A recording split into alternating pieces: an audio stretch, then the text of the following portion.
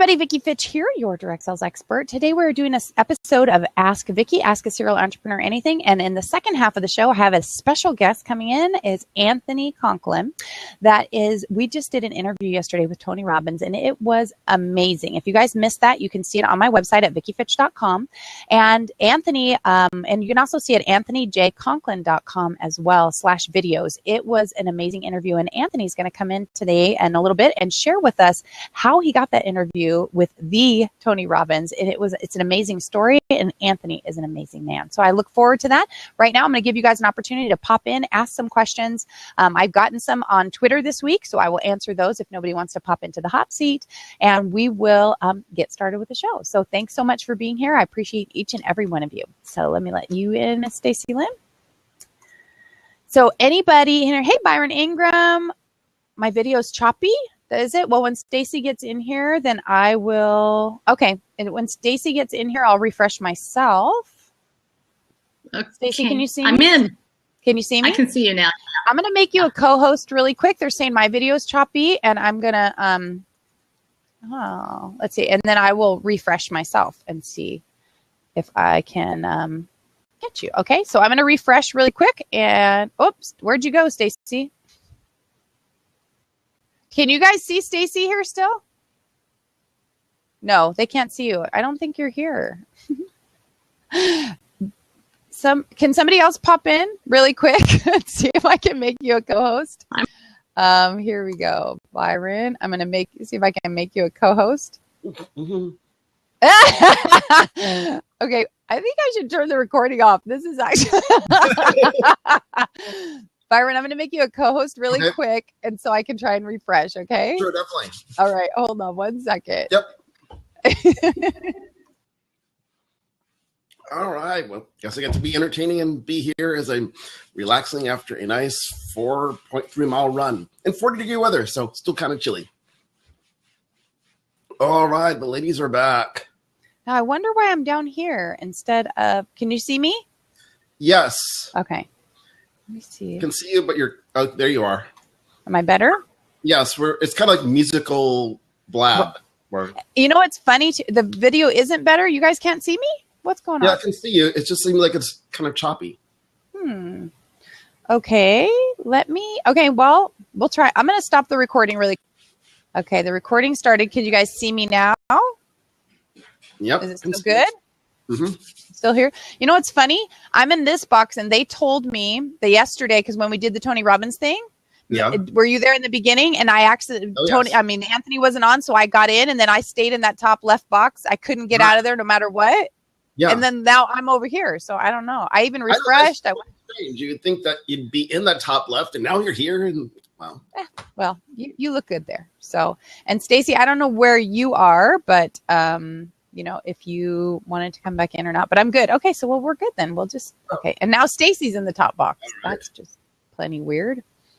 Oh yeah. But totally. I can't get her in. And do you guys see her in? Cause I don't see her. No, and she's all black. Oh, there she is. There. Okay. Gotcha. You see me now?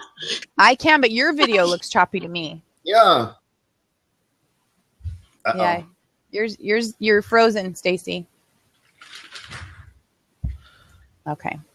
Okay. Well, the top left box is the bad zone. I don't know. Byron seems to be rocking it just fine. Byron's the bomb. He's got it going on.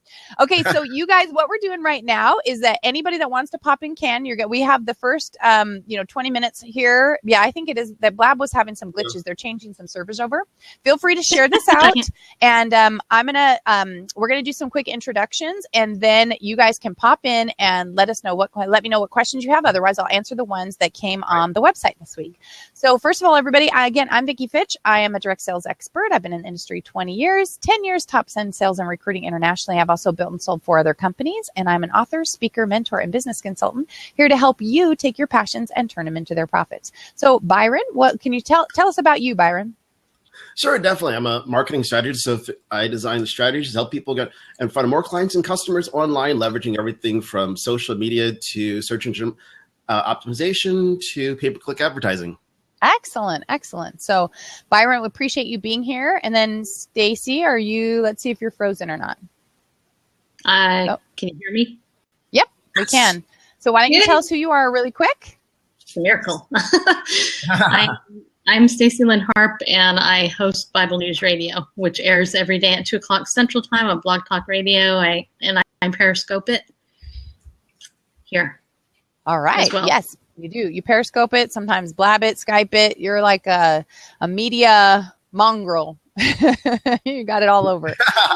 So awesome. So you guys, so let me know, do either one of you guys have any questions? Or anybody in the chat box? Some of you were trying to get in earlier when we were having some glitches, but I don't know if that was just volunteering to help me or if you actually have some questions to ask. I would love for you to, if you can put a /Q in the chat box, and then your question can pop up on the side, or you can pop into the hot seat, and we can do anything from either an actual hot seat where we're going through your business model and asking questions, or I can just answer the questions that I received on Twitter. So how about you guys? We'll start with either one of you. Do either of you have a question?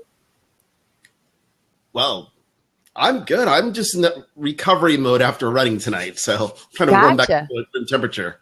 Well, Byron, I thank you for popping in. If you don't want to stay and you don't have to. Oh, I can stay. I'm just warming up. Okay, no problem. What about you, Stacy? Do you have any questions? No, I just came in to support you. Oh, you guys are amazing.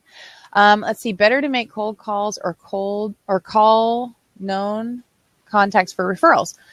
Well, if you're talking about for referrals, Randall, obviously a warm call, on a referral is better than something literally cold. So if you're talking about specifically for referrals, I would definitely start with people I know because I've done work with them, and that's going to obviously give you more opportunities to gain the referrals. But if you're talking about regular phone calls, again, following up with the people you know and extending that out, and always trying to call new people, making sure that you're making contacts. I always say you have to make at least 5 contacts a day, whether it's a phone call, even if you don't have phone numbers. A lot of times these days people don't have phone numbers, and they have email addresses, or they have Facebook connections, or different social media opportunities that you need to reach out to at least 5 people a day in some way, shape, or form. For me, the phone is one of the best things we can do, but for the millennial generation, they don't tend to answer the phone. They kind of like, why are you calling me? Like, even my son, like, what are people calling me for? Like, text me, tweet me, message me, Snapchat me, that kind of thing. Right. But don't, but they're like, when you call, they think something's wrong. Yeah, it's Vicky's rule. Make 5 contacts a day. Go ahead. What, Byron? Oh, this is like one of those little things that you can always do. If you're connected with someone on Facebook and you don't have their phone number, you can go on your mobile phone, use the Facebook Messenger, and you can call someone through it. So don't let that stop you, as you might not have their phone number, but you can still call them. Mm-hmm. It's a really good tip. Facebook Messenger is one of my absolute favorite ways to connect. I think you guys have probably seen that before. I use the voice feature on the treadmill every day. I use that, for some of my clients. Skype is a little bit more reliable for my Aussie clients, which, speaking of Aussies, Carrie Phipps is coming in the house, but using Skype is a lot of times a little bit more stable. But using Facebook is also, their video calling feature is a lot of fun, as well as their phone calling feature. But that's a great tip, Byron. Yes, I can hear you, sweetie. What's up? I can't see Vicky.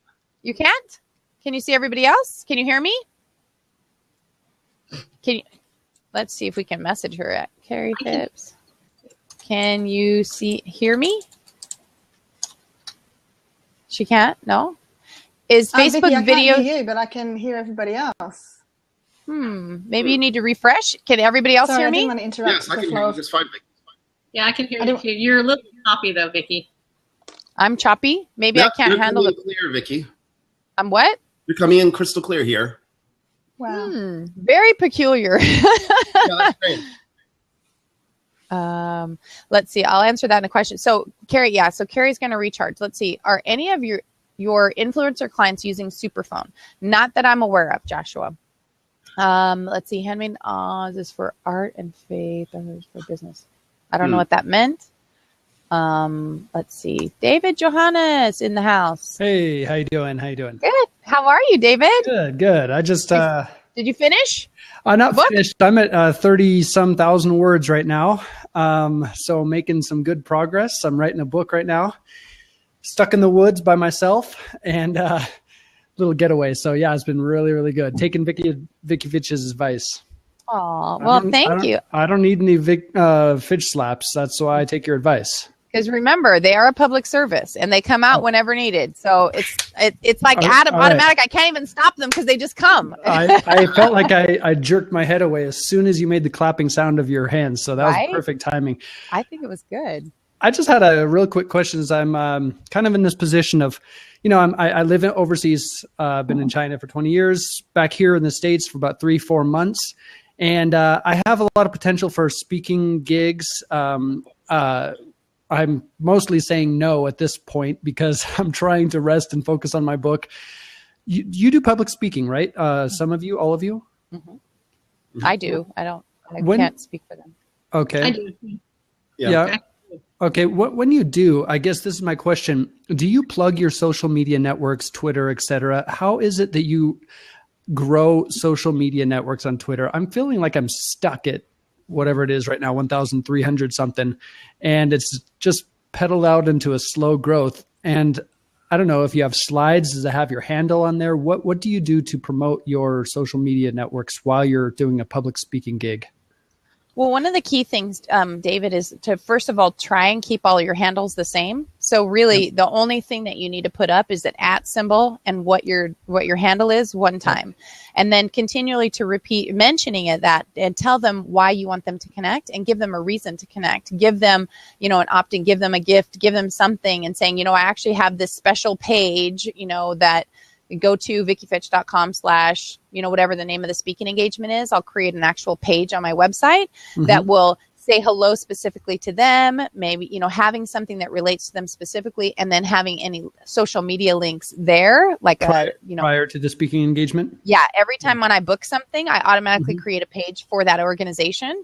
And so it's already prepared, and then you just adjust that slide. But in the slide, like I said, if you can keep your social media handle the same across all platforms, then you can let them know, and you can just have one handle, and then you can have the pictures of the symbols too. So, because people a lot of times are very visual, and so they pick up on that quicker than words. The Snapchat, the this, and if you're, I'm sorry to interrupt you. I was just going to say, so talking over each other. So you're saying a page on your website. So you have vickyfitch.com, I imagine, / whatever the gig is, right? Mm-hmm. Okay, and sometimes you're doing it, like I speak for a lot of direct sales organizations. So mine might be vickyfitch.com / Mary Kay, but I've already done that. So it might be Mary Kay, corporate, or Mary Kay 2012. But that way I'm prepared in advance, so I never get caught, with that situation. But that's where the gift is. That's where I got a special handout for you. All you have to do is go here. And then there's an opt-in, for them to get there, so you can get their information for that gift. Yeah, I need to do a gift opt-in. But anyway, it looks like Byron has something to say. Well, we is that obvious? Hold on one second. Your lips were quivering there. So, and also as you put putting some of those things through is just remembering that, it's all your message. We want to cultivate that message to really inspire people. But you do need to drive traffic back to your website.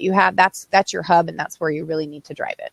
So sorry, Byron, before you get into what you're going to say, I was going to say, then during the actual live event, you're speaking, are you then also plugging your social media networks? Sure, but you're doing it in an authentic way. Sure, it's not plugging. You're intertwining and saying, one of the great, like with your story, one of the great ways for me to stay connected with contacts is in my Facebook page. I'd love for you guys. I have a great Facebook group called the Entrepreneurial Rockstars, where we are dedicated to giving at least as much as they get. I'd love to have you guys join me there. And then, it's just, you weave it in. It's not like an ad popping up in their face. It's weaved in, so people are focusing in and getting connected with you. How does the weave go again? Okay. Did you need a GIF on that? Yeah, actually, you ready? Let's all do the Carrie, weave. you know what? I will, I will have somebody pop out. Byron, you want to pop out, or Stacey, you want to pop out so Carrie can get back in before she has to go? While we finish, David. I can take out. Oh, wow, sure. I was going to tell you, David, there's a couple things you can do if you're wanting to really grow your Twitter followers. If you're speaking, one thing you want to be able to do is, for example, on your slides, use a hashtag. If you're wanting to have a conversation that's taking place there, encourage people to take a picture of you at the event and tweet it out. Those are things you can do. Okay. But then in terms of just building your following in general, you want to be sharing content that's going to be valuable to the audience that you want to attract and be consistent.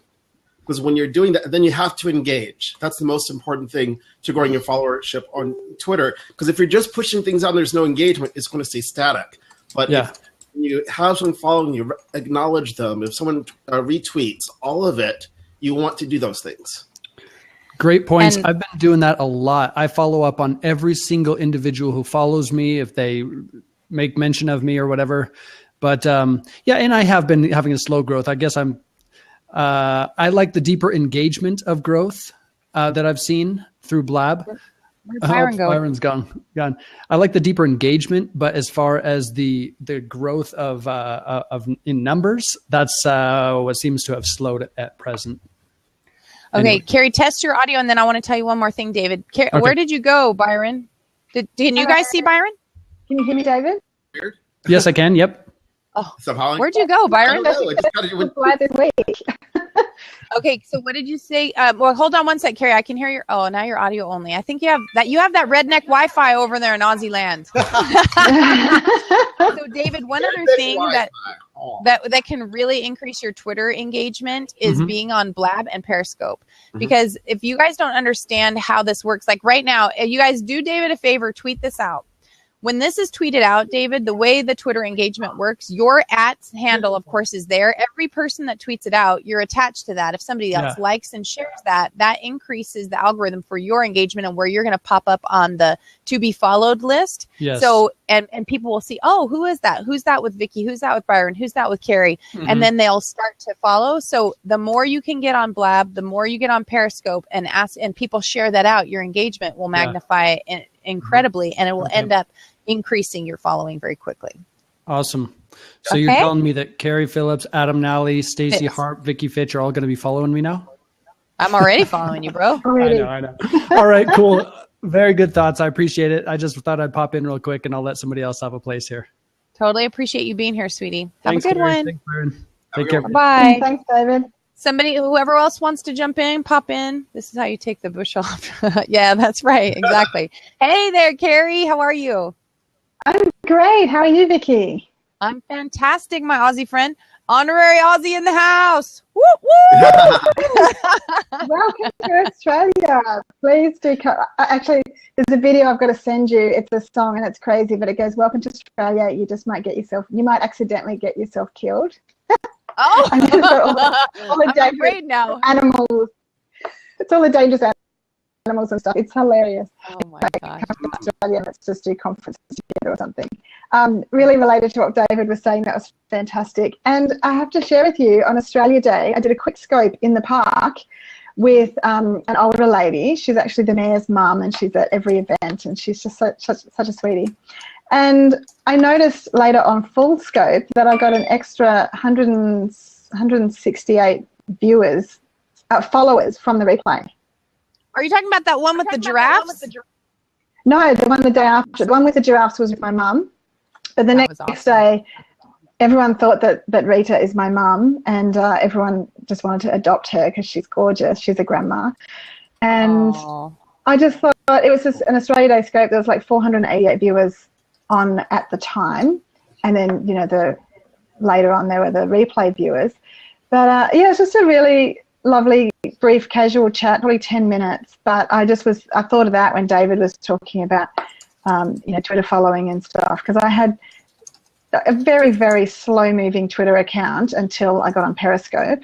And, Beth saw the giraffe. That's awesome. Hi, Beth. Yeah, I just love really that you good. have no idea who's following, who you're connecting with, and social media is taking off in lots of ways for me. And my biggest challenge is, how do I manage this? Like, I've had people from on LinkedIn looking at my profile and sending me requests from some big companies around the world, and one of them from KPMG. I said, "Oh, thanks for connecting. How did you find me?" And he said it was one of my colleagues from Australia brought your book to my office. That's in Pakistan. So Carrie, strangers are talking to strangers. That is amazing. fantastic. I didn't let Yeah. Carrie introduce herself. Carrie, could you tell them who you are and about your book real quick for like 30 seconds? Because I do got to get my guest in here. Byron, you want to hop out so somebody else I can want to jump jump in out. really quick? Byron, thank you for always being an awesome contributor. You rock. I love Byron Ingram. Nice to meet you, Byron. I'm following you now too. Okay, so I'm the author of Do Talk to Strangers, and I love supporting people to grow in confidence to connect with anyone, anywhere, because there's just a world of possibilities. So for businesses, it really is about growing their business, but for human beings, it's about making a bigger difference in the world, and some of the results are growing your business, and some are just growing in knowledge and understanding and empathy and traveling, and it's exciting. And so I connected with Vicky and Stacey on Periscope. So I'm a big fan of Periscope. Oh, thank you for everyone following me. My phone's just going nuts. I just turned it off. Thank you, Vicky. Really great to connect with all of you, and I really appreciated the conversation you've had so far about connecting with people.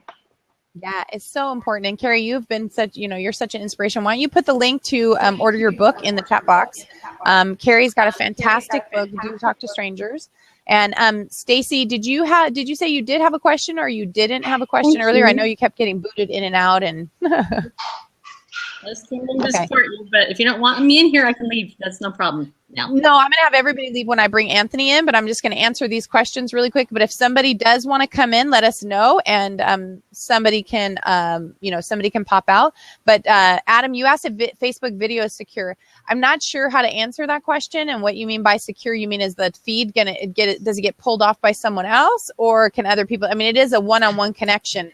I don't know what's really in terms of secure. If people can plug into the feed, I probably wouldn't do anything I didn't want, publicized, just in case. But I don't think I'd do a shower call with anybody. But but in general, I use it all the time, and it's been very effective. And I haven't seen my face posted up anywhere from those conversations. But so hopefully that answered it.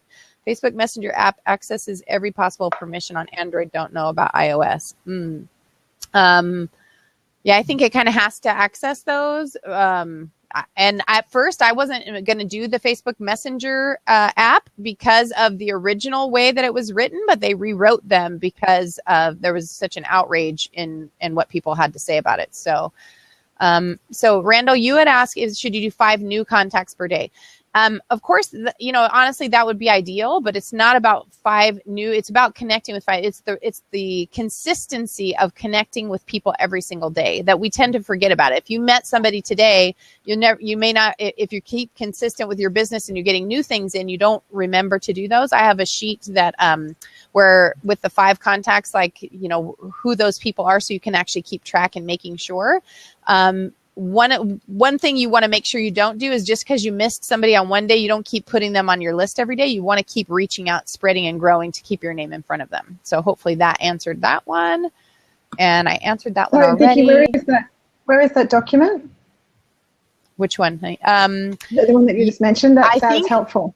I think it's under one of my blog posts. We're redoing some of the stuff on my blog for our February launch, but I believe on the blog post on the, it's either under the $50,000 phone call, or it might have been on, I think it's under service or stalker. Are you, the fine line, or the demystifying the line between service and stalker. So that's a blog post too. I will put this. That sounds good. I'll put the vickifitch.com/blog right there, and you guys can go check that out too in one of those 2 things. And like I said, you'll see in February I have some new stuff coming. So does anybody else want to jump in before I bring my guest in to tell you guys about how he totally rocked getting the Tony Robbins on an interview yesterday? That was pretty amazing. Yeah, awesome, Randall. Thank you so much. Let's see. I think they're talking to you. Let's see. Any other one? I'll answer this last question I think we have. What are my mindset rituals? Gail, I don't know if you're still here. Did you want to pop in and ask that question, or you want me to just answer it? You want to pop in? Okay. So, Stacey, you didn't have anything you wanted to say. Do you want to pop out? Okay. Whoops. Come on in, Gail. Oh, actually, I guess I could have deleted her thing here. I could have deleted her question. Sorry about that, Stacey. Gail, are you there? No, it's not working. Let's try this one more time. Yeah, your cam twist is still on. Oops. Okay. Well, we'll try one more time. I'm going to answer that. What happened? Okay. Are you guys hitting the button? Because I did not clear my own question and it's gone. Can you guys still see me? Carrie, can you see me? You, Vicky? Yeah, I can see you. Okay. I hit the button. Oh, okay. Why? Stacey? I hit a button to tweet it. No, Stacy. Well, Stacy's a co-host, so her and Byron can mess with me. You can't see Carrie. They can't see. Hi, Gail. Hey, Gail, how are you? Hello. How are you? Good, sweetie. What's going on? What question can I answer for you, real quick? The one about Stacy deleted it. So. Yeah. So share with me, what are your rituals for like getting your head together? You know, on a consistent basis, especially to stay motivated and inspired and enthused and all of that stuff. Absolutely. For me, that's right, Byron. Don't you forget that. For me, every morning I do this. I'm kind of a creature of habit. The same thing. I get up at 5 o'clock. I do my exercises. I do my Bible study. I get on the treadmill. I take a shower. I get my son ready for school. So very consistent in making sure that I get my health, my body going, and I get my mind going and putting it in the right direction. I also write in my journal during that same time. And then that kind of sets the pace for my day of making sure. And then as I go through the day, I get things done. But at night, I do a brain dump and I make sure that my schedule is set for the following day. I don't have it sitting right here, but it says schedule set for the following day. So I have clear expectations of what I intend to get done, what I did get done, and I can adjust things accordingly that don't get done. So that's my general mindset is make sure you get in the Word every day, make sure your body stays healthy and you stay fit, and that you have a plan and that you execute the plan.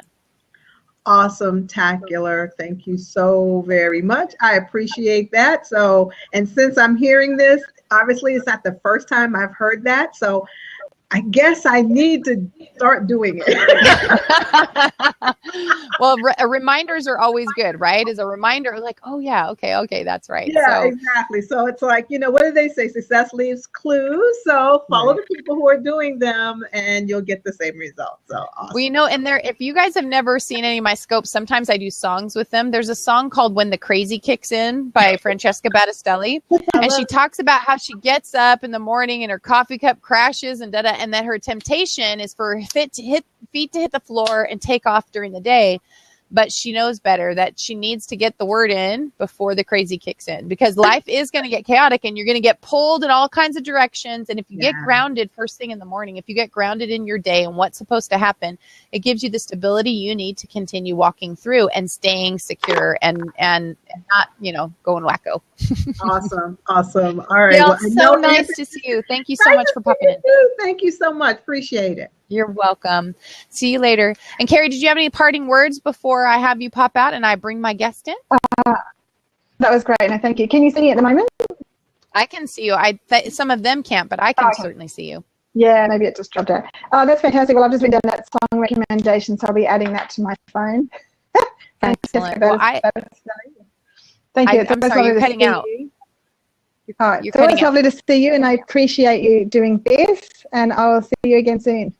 Thank you, darling. Love you. Appreciate you. And thank you, everyone, for those hearts and follows. Bye. Yes. Awesome. Okay, so what I'm going to do now, you guys, not that he actually needs any introduction, especially after yesterday. And please, if you guys haven't already, please tweet this out. Please Facebook it out. New to the Blab, where are the hands? You just click over the person's face, or over there somewhere. You just tap, tap, tap, tap, and that will do props. Somebody show her how to do props. Yeah, so then your face is going over there and you'll see that you're doing it. So is my guest? Yes, he's here. Okay, so not that he needs any introduction, but the amazing, the wonderful Anthony J. Conklin. Wait, okay, you guys, stop it. I wasn't ready. They're trying to help me over there. I don't know if that's Stacy or Byron, but I wasn't ready. And then they decided to pop you in anyway, but that's okay. All right. So Anthony, we're going to do this a little bit differently than usually. You were born ready. I was born. Yeah, I was born. Everybody's born ready. I got I need to go take privileges away from those two. Uh-oh. I think they're getting me.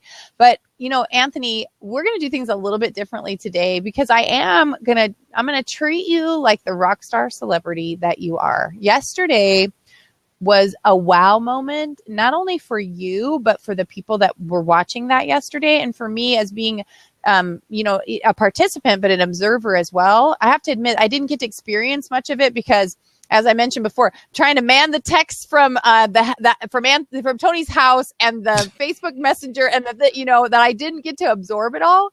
But I did get to continue to see your face, hear what you had to say, and see the way you delivered the message. So I am going to do a little bit of interview style with you because I want these people to know a little bit more depth and stuff about who you are and how this came to be.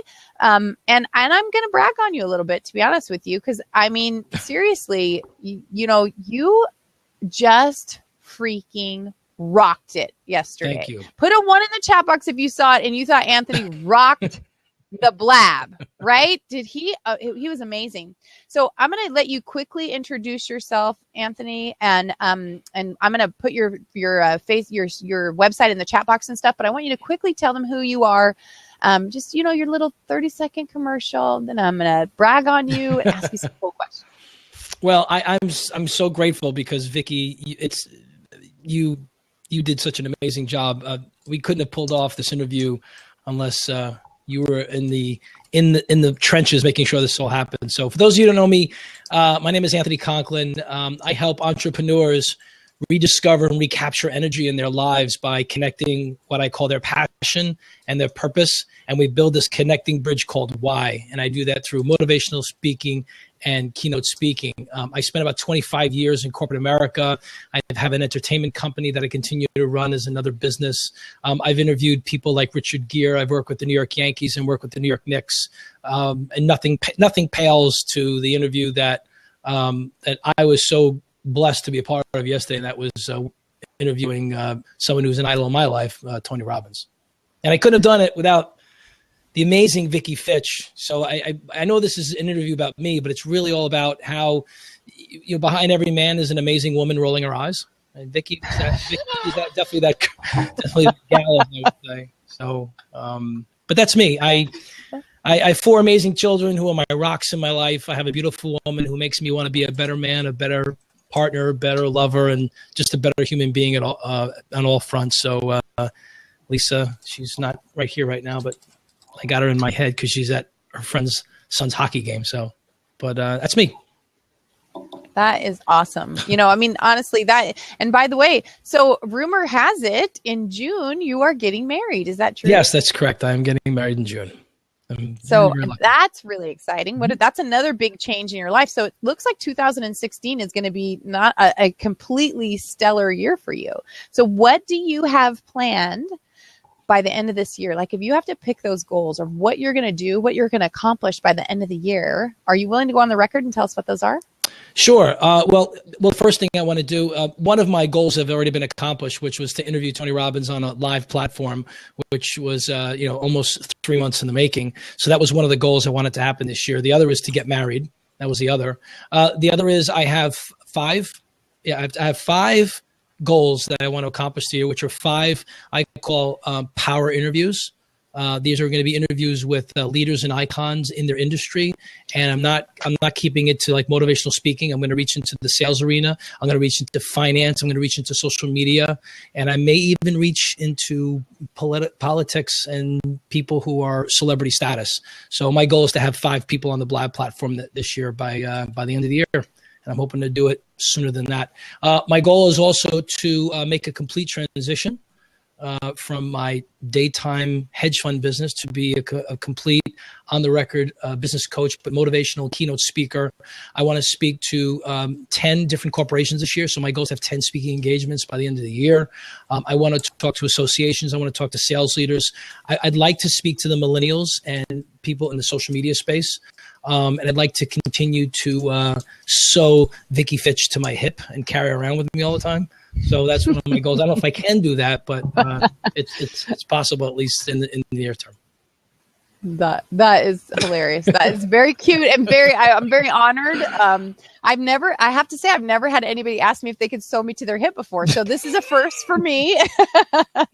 Everybody wants a pocket Vicky. Well, thank you, Stacy. I totally appreciate that. Okay.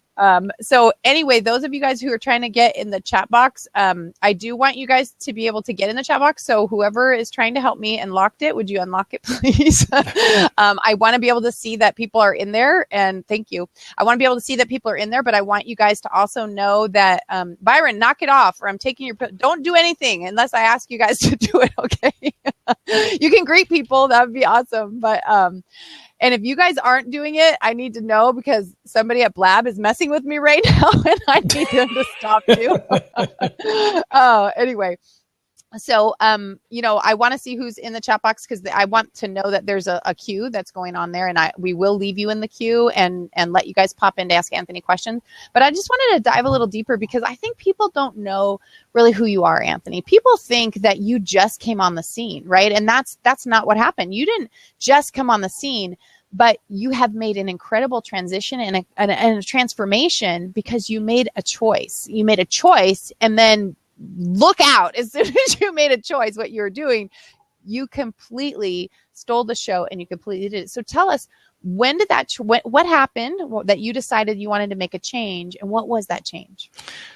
Well, I think for me, the defining moment, the aha moment, was I didn't want to necessarily be the rah-rah guy. I was always known as a rah-rah guy in the DJ business, in the bar mitzvah business, and being that go-to energetic guy. Hey, look at me. I'm the one who's spurring up the party. I wanted to add more. And, people make decisions in their lives based on two things, either based on fear and based on love. And I continue to make a decision based on fear, because I felt I didn't think I was good enough. I didn't think I had what it took. I didn't think I made up all the excuses we all do. I'm too old. I'm divorced. I have too many kids. Don't have the right connections. I made up all these, I should do this. I should go and become a speaker. And I wound up shooting all over myself. And I wound up, after shooting all over myself all these years, I said, let me just do one thing and let me just make it happen. So I made a decision that I wanted to become a full-time speaker. I said, what better way to do it than to latch on to the man who has speaker written all over his face. I mean, he is the godfather of motivational speaking, life strategy, business strategy. And I made a commitment, and I wrote it down in my journal. I said, I am going to interview a powerhouse. And who else other than in my life would be Tony Robbins? And so I decided at that moment, I said, I have to make a transition. Steve Harvey uses the term, you have to jump.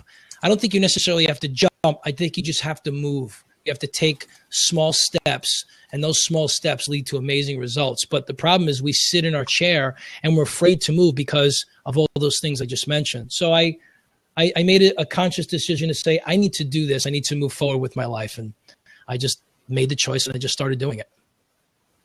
And that's where the rubber meets the road, right? Is that you decided, not only were you going to make a change, you were no longer going to hide behind your fear. You actually went on Blab in a public forum and shared the fear, because I call it exposing light to the darkness, right? Is that whenever we're hiding something, whenever we're afraid, we tend to try and keep it in, and then that actually is what stops us from actually being able to really be a light and an inspiration to other people. But you didn't choose to just do that privately and kind of share that out. You decided to do it in a public format. So share with us really quick why you decided to do a public format, to share the whole intimate part of yourself that you didn't feel good enough, and what the benefit, what happened from that. Was it good or bad? What was the outcome?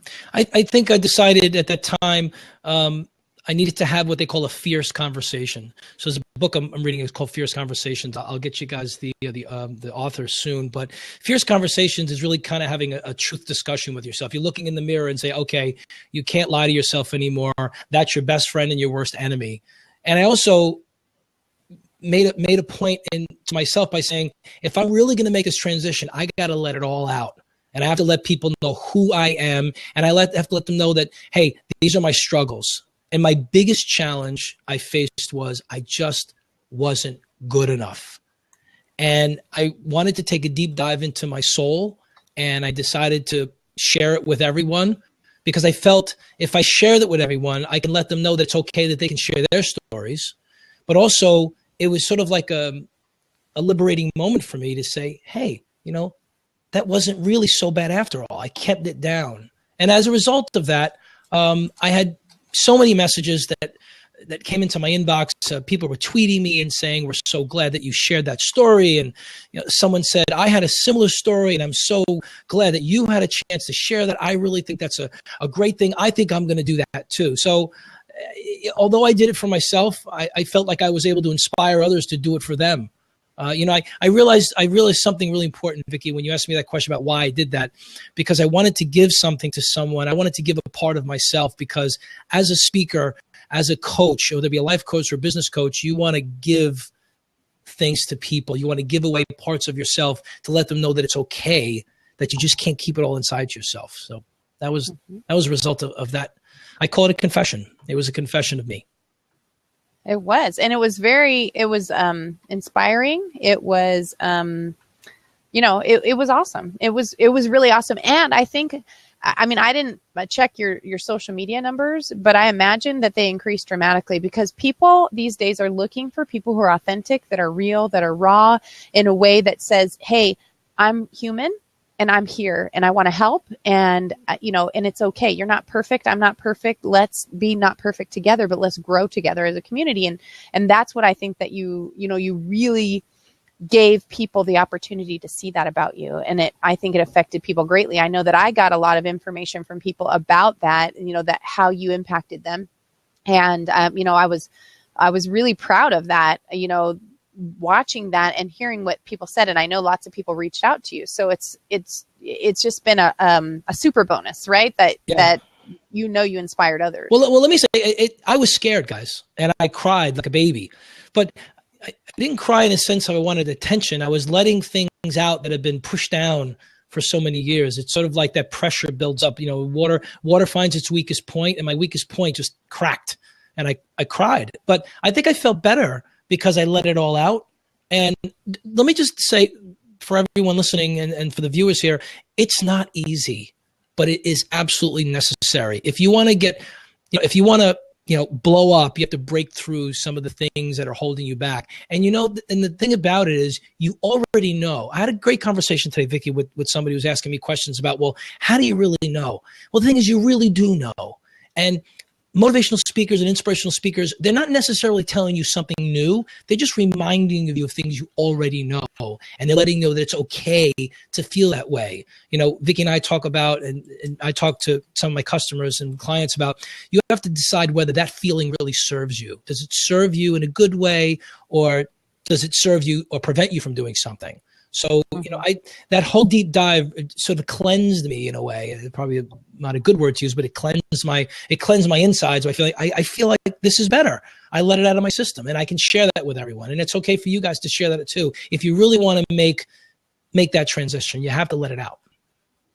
I totally agree. And I think that when people think that you became this overnight sensation, they don't realize that it's really the person you've already been, right? It's already been inside there, and all you needed to do was let it come out. And again, the ease at which you spoke with Tony Robbins showed that you are actually a man that deserves to be sitting at his table. You're as his equal. You're a peer. He may have a different, he may have a different audience, and he may have been doing it longer, but that you showed yesterday that you were really his peer. So I would love for you to share with people how that happened. What was it that came into contact? How did you get that interview with Tony Robbins? I mean, first of all, I know you said an intention, right? But but what was it that did that? And I'm going to grab the link that you gave me earlier while you're talking about, and I'll post it in here for them to see if that's okay with you. That's a great question, Vicky. So I started writing down, okay, how do you get in touch with someone who's a celebrity? And I referred to the book, The 4-Hour Workweek by Tim Ferriss. And there are so many different pieces of information and nuggets that Tim Ferriss gives you on how to do things. And if you haven't read the book, it's called The 4-Hour Workweek by Tim Ferriss. And he used the term of being like incredibly authentic and real, but also being very short, sweet, and to the point. when you want to reach a high-powered individual, if you want to reach someone who's of a celebrity status, or I call a high-wealth individual, they don't want to hear your sales pitch. They want to hear why you're calling them, what the value is, and they want to hear something genuine and authentic. So I decided, what's the quickest way I can do that? I couldn't get it through Facebook. I knew that Instagram wasn't really where Tony was hanging out. I just decided to be Tony, and I figured, let me try Twitter. And I had heard from a couple of different social media, a couple talking heads, a couple sales talking heads, and a couple of very informed social media guys. They said, why don't you try, and I never told anybody I was going to try to interview Tony. They said, why don't you try a Twitter video recording? It's 15 seconds. So I did. So on November 3rd, I think it was November 3rd, I think the date is, I picked up my phone. I was coming off the train. I had my sunglasses on, and I picked up my phone, and I recorded a video. Now, I did this when I was under my old name of Anthony Ace, but my message was very clear. If I can remember what I said, Tony Robbins, this is Anthony Ace Conklin. I've been a longtime follower and longtime fan of your work. I can't imagine how busy you must be. I would love the opportunity to interview you on the Blab platform. I would be forever grateful and appreciative. Please contact me here. I look forward to hearing from you. That was it. Actually, and then I think, and I put the link in the chat box, you said, and before you say no, please consider a maybe. That right, I have to tell you that right there, if somebody did it to me, that right there, I think would have done it for me. Yeah, and I think that right there, when I'm thinking, because people ask me for interviews or ask me to do stuff, and I'll look at it and I'm thinking, oh, I'm so and before you say no, I would have been like, oh, yeah, you got me. I was about to do right. And I think when I did that, I said, okay, I'm really kind of codifying the message and saying, here you go. And then I literally, they say, for those of you, I don't want to talk about religion, but you let go, let God. I said, okay, I let it go, gave it to the universe, and then I walked away. And then it's sort of a fog now because it's coming back to me now. It was literally within 15 minutes, I got a Twitter message back from Tony Robbins. And he said, I don't want to read the whole thing, but to the effect was something, I'll give it to you, baby, right? Something about that. I saw that. Yeah, and he goes, get in touch with so-and-so and so-and-so. And I literally stopped and I'm like, okay, here we go. Like, I'm ready. And then I proceeded to reach out to his admin team. And that's how the journey began. And so that's a great little snippet here really quick, but that's not where the journey ended, right? It's not like then the next day, they said it was just done and you're like, oh, here we are. So, this is where I want the entrepreneurs to really get encouraged and motivated, because this is where you got to get your ass in gear, right? Yes. Is that you can't just stop and just let it go. It's not their responsibility. It is your responsibility to make your dreams come true. It's your responsibility to continue going on and continue moving forward. And so for the people in the chat box, it doesn't end there. It wasn't like that 5 seconds and 15 minutes later, but then that's when the work started, right? So that's when it all began. So the journey started. So it started with an email to his admin team and saying, hey, listen, I just got a Twitter message from Tony and I'm asking for an interview. And literally the back and forth started like, well, when was the Twitter message? What was your Twitter handle? Can you please send me a copy of the tweet? Send me a copy of your video. I'm like, so I mean, it's sort of like Fort Knox that I went through. Then the real fun started. So after about 2 weeks of back and forth with email and not responding, I had spoken to Vicky about this later on. We engaged in this a little bit later on. But the real heart of the matter was the back and forth with the email. Then what was next was, okay, he's not available. He's booked. Okay, so. And he's like. Right, I'm like, oh, wait a minute. So then the first thing you cannot do is get defensive. So this is where your salesperson or salesmanship comes into play.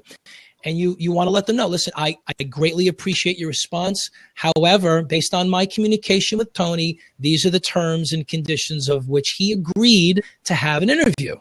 Okay. So the no went to a maybe. And then the maybe became, okay, we'll do a phone call. Okay. And then a phone call went to, he's booked right now. We have to push this out longer. So over the course of 2 months, we finally, and I'm trying to remember this verbatim. Over the course of 2 months, we finally were connected with the admin team. The main admin had been sick for a week, and we're thinking, okay, she's not calling back. They're not calling back. That's it. It's over. The guy lied to me. He's not going to give me an interview. So after going back and saying, hey, just thought I'd check in on this. We would like to just reconfirm and refollow up. The one thing I would say here is there's a term called stick-to-itiveness, and you have to really stick to it. It's that little action step every day. Follow up, the email, the insight. And listen, you don't punch them. You nudge them. There's little nudges, little action steps that you take to make sure you're on their radar. You space out your emails. I eventually got one of the admin's cell phones. So text messaging did work. I realized too, and for the millennials that are in the room, I know you guys like email. I know you guys like text message, and the admin team were all millennials. So I decided to send them text messages and then send them a Facebook message and then send them an email. So I was getting them all on all fronts. So in a rounded and respectful way. And that's right. the part we want to make sure people know, right, Anthony, is that yes. Your commitment was always about respectfulness. And like you said, and I want you guys to hear this really quick. Okay, Beth, how do you share it out really quick? Over here on the left-hand side, it says tweet. All the far left, it says tweet and post. You click those and you can share it out. You can also share it out on Facebook. But what I want them to recognize is that the no, what you just said, the no doesn't always mean no. No sometimes means not now. Sometimes it means not never. But in a case where you've already been committed by somebody, I want you guys to think about this, because this you're going to face in your career as an entrepreneur when you're trying to get an appointment, when you're trying to get something, is that people will say no. The insurance company, when you send in a claim, they deny. No. Absolutely. And what happens? Your job is to call and talk to the supervisor to find out why and dig. So Anthony didn't take no for an answer. He knew his place. He committed to an interview. I believe this is a man of his word who wasn't, what point would he have to, to just, say he was going to do something and not do it? He wouldn't. And so you stayed persistent, consistent, and respectful. You were always respectful of the boundaries and yet still confident in your position. You always have to be mindful. Thank you, Vicki, for detailing that. And it's important that you keep that in mind. It gets very discouraging, and you feel like you're getting beat up, and you feel like you're being. And this is my confession here, guys. So #confession. I felt like, okay, I'm losing control. I'm not in front of the admin team. This is not going to happen. And then all of a sudden, we get an email from the admin team. The admin says, okay, we have a date for you. How does this date sound? And of course it's great. Whatever's going on, I'm going to stop what I'm doing and we're going to say yes to it. So we agreed to a date, and then we hadn't confirmed the platform. And just to back up a half a step, realize when you deal with people of celebrity status or of high wealth status or public figures, true public figures, it's all about legalities and all about use of names and terms and all those things that you hear about, all those horror stories you hear about. So we were not able to, once we knew we had a date and we had a time, we could not let the public know. So we're sitting there like, and I'm talking to Vicki, can we do this? We couldn't do anything. We were reminded we couldn't do it. So a defining moment. So we didn't hear back. I text messaged the admin team and I said, if I don't hear from you, we presume this is going to be on a Blab platform. That may not have been the right thing to do. I got Fitch slapped by them. By the admin team. We don't work that way. It's not something that we do. I want to remind you. And the admins are very, very, very smart. My hat's off. If the admin team from Tony Robbins' team is here, you guys are awesome. But I'm just doing some confessions here. I think the admins did a great job. But admins' job is to protect the king. Okay, that's their job. So once we got the date nailed down, as we're getting closer to the date, we still don't have a legal document. So we cannot even publicize it. So once we got to, I think it was 2 days before, Vicky, we found out January 20th. It was a day. It was a day before. So the interview was the 26th. We found out on the afternoon of the 25th. Oh, by the way, we're changing the time. We're changing the time from 1:30 to 6. And I'm like, okay, so I'm going to change my time. And Vicky's like, I have to move everything around because I needed a co-host. So without getting too excited, we said that would be fine. We responded back and we confirmed it. Still don't have a legal document.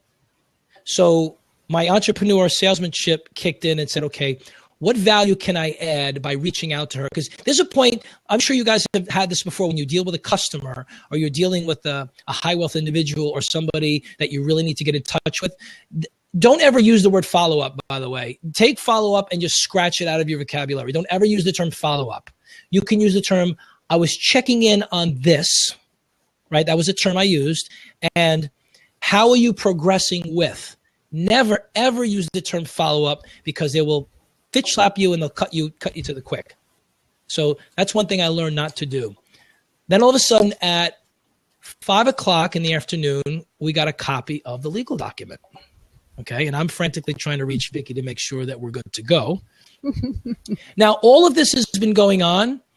There's five other moving parts as I'm dealing with the admin team, and then I have to talk to the legal team, and then we have to train Tony to get onto the platform. Not confirming the platform. Vicky is at work making sure we speak to Blab, make sure the servers are ready, making sure that we can handle the traffic. We spoke to the senior team at Blab, and they were very, very accommodating and very, very supportive.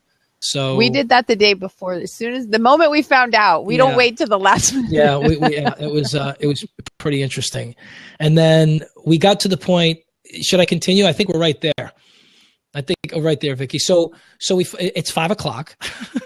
It's 5 minutes to 5. We get the legal document, and then we say we want to run a test. And then I get to speak to the tech team, and then I connect the tech team with Vicky, and we're trying to figure out how do we do the test. So Tony was off doing another interview, another video cast, the video stream, and he wanted to jump right in and get started. So we were able to do a test. Actually, Vicky and I opened up a room, and we did a test with one of their senior tech people who runs Tony's house, by the way. This is the person who runs the house. She's not a senior tech. She's not a senior tech. She's like, I just run the house. I just run the house. So. And she was phenomenal. She's very, very helpful. And then what we did was we had everyone's cell phones. So we're texting back and forth just to make sure everything's on track. And then when the moment came before we actually got on and actually started the interview, we had some messages back and forth to say, okay, we'll do a 3, 2, 1 connect. And then I got a message from the tech team saying Tony's in the seat and he's ready. And that's when I told Vicky, I said, we're ready to go live. And that's when Tony clicked the button, and it literally started right on point. Well, let's take a pause really quick, because I know there's some questions and stuff coming in before we kind of dive into the rest. And I want to clarify one thing, is that, Anthony was a pillar of, stability during that. I mean, imagine the excitement of being able to deal with your mentor, with somebody that you've been admiring and aspiring to talk to. And he really did such a phenomenal job. Is that you guys have to remember to understand who you are inside, that you've got to develop that character within you, and always remember that you deserve, that you're the same as the people that you're trying to talk to, and that you deserve to be at that table with them. You deserve the opportunity, and to always be true to who you are, and not to be a fangirl or fanboy, and to ask questions that you really want the answer to, and not what everybody else is kind of diving into. Before Anthony goes on some more, we're going to take a couple questions, but sure. I hope if you guys didn't see the interview, Anthony got Tony to share some private information that I personally have never heard somewhere else. You guys may have. I never heard it somewhere else. I mean, it was very private and personal. And I thought, wow, he obviously feels really connected. He always obviously feels really good in this room to be able to pop that open. So if you guys have a question, I'd love for you to put a /Q and a space, put in a question. I'm going to have Anthony answer a couple of those, and then we'll move on. Question, was the total viewers? Well, there was a total of 1,300 in the room altogether, but there was, I don't know, 1,700, I think, including replays. So yeah, I think we're to 1890 or 1809 or something like that. It's around the 1800 mark. I think at one time we had pretty close to 300 people in the room at one point, which it was busy. It was really, really busy. And it was great. Did you actually talk to Tony before he came in the room? Nope, we did not. Kate. Oh, sorry, I should have let you answer. No, we did not. We spoke to his team. He's literally, and I would say this of his admin team, he is a machine. Tony Robbins is a machine. That's just, he's always on. So his ability to to talk to me was none. He just couldn't talk to me. So, but he had his team ready to to connect me with and answer any questions that we have. And that one, Ahmed, we already answered that, so you might want to check the replay for that one because I want to respect the other people's time. Did you stick with the questions you had outlined? That's what Susan wants. That's a great question. So, Susan, what we did was we had to preempt some of the questions and give it to the admin team. And what we did was there was sort of just so you know, when you're interviewing somebody, at least my style and what I think I've learned being an interviewer is you want to ask questions that are conversational. Okay, well. And the reason why I say that is you're not a CNN reporter, you're not a Fox reporter, you're not a political analyst or a commentary. You're really having an engaging, deep, intimate conversation with someone who you not only admire, and you might fangirl a little bit, but somebody who you want to see as a peer and someone who you want to be very open with. So we literally had 7 questions. We had given 3 to the admin team. We created 7 questions. I think of the 7 questions, we got through 3 of them. Mm-hmm. And the reason why, and if I can just add some color to that, the reason why we only got to 3 of them is because I noticed, and Vicky and I were kind of talking back and forth, Tony kind of took the reins on the questions we gave him, and he just took us for the ride. And it wasn't he took us the ride to take us in a direction we don't want to go in. He actually took us on the journey that we wanted him to engage with. So he took a lot of the onus off of us to really say, wait, no, we want to have another question. So yeah, and Gail said she loved how you interjected at that one point, but I'm going to hold off there because he's going to go into the interview portion in just a minute. I wanted to know if there was any other questions before about how he got that interview that we haven't covered. Was the F-bomb in the question? Yeah, me and Anthony can have a conversation about that one. But anyway, yeah, I got an email. I don't know if I got an email that said, "Wow, Vicky, saw your face when the F-bomb was dropped." And I was we did drop an F-bomb. I think that was me. I think that was more for me. I think it was you. I think it was me. Forgot. And then and then Tony decided to use the F-bomb too. And then I think he used that something. He didn't. Yeah, he did. Go back and watch the replay. He did too. Well, did he? Did you guys hear him say the F-bomb? I did not hear that. He said something else. It was just. He swore. He said S word, I think, but yeah, my face was classic. I bet it was because I was shocked. Yeah, it was pretty interesting. So again, in diving into some of those things that when you were talking about the prep work, you were talking. I'm going to dive into a piece, Anthony, of who you were. Did anybody watch that video? I put the link in there. So put a 1 in the chat box if you saw, or at least you clicked on the link that I popped for you guys of his thing. Here he is. He's just walking, right? He's walking and going, hey, this is Anthony Conklin. You guys, that's what dreams are made of, right? Is that, get your ass in gear. Don't sit there and say, oh, well, when I get home, I'm going to get my lighting perfect. I'm going to get this. I'm going to get that. He just did it. He had an idea and he did it. He went for it. 15 minutes later, he got that. But then the prep work started. Yeah. And I just want to clarify only one little thing. I never thought it wasn't going to happen. Right. I never thought that. I just continued and said, it's okay. It's okay. It's okay. Because you changed. You became the man that you were wanting to be. Just getting him to agree, just getting him to respond changed your perspective. Would you agree with that or disagree? Because I think people need to know, Anthony, as you as a speaker and motivating people, encouraging people, that was a defining minute and a defining moment in your life. And I think that's what they want to know a little bit about is like, what is that like? And do you feel like it's because of luck, or do you feel that something happened that you were ready for? I think if I would have done this interview a year ago, it would have been totally a fanboy interview. Because I felt that I guess where my head was at and what I was thinking was, well, I want to get Tony Robbins because he's the popular guy and he's all this and Unleash the Power. And I've been watching him, for 100 years. But I think what happened was I felt a change in myself because I think it started with that confession video. I really just kind of let things out. And I realized that, and Jim Rohn always says this amazing quote, success is not what you get, it's the person that you become. I know I've kind of butchered that quote, but success is not about getting things. It's about becoming something. And I felt I had to become the person I needed to be to have that interview.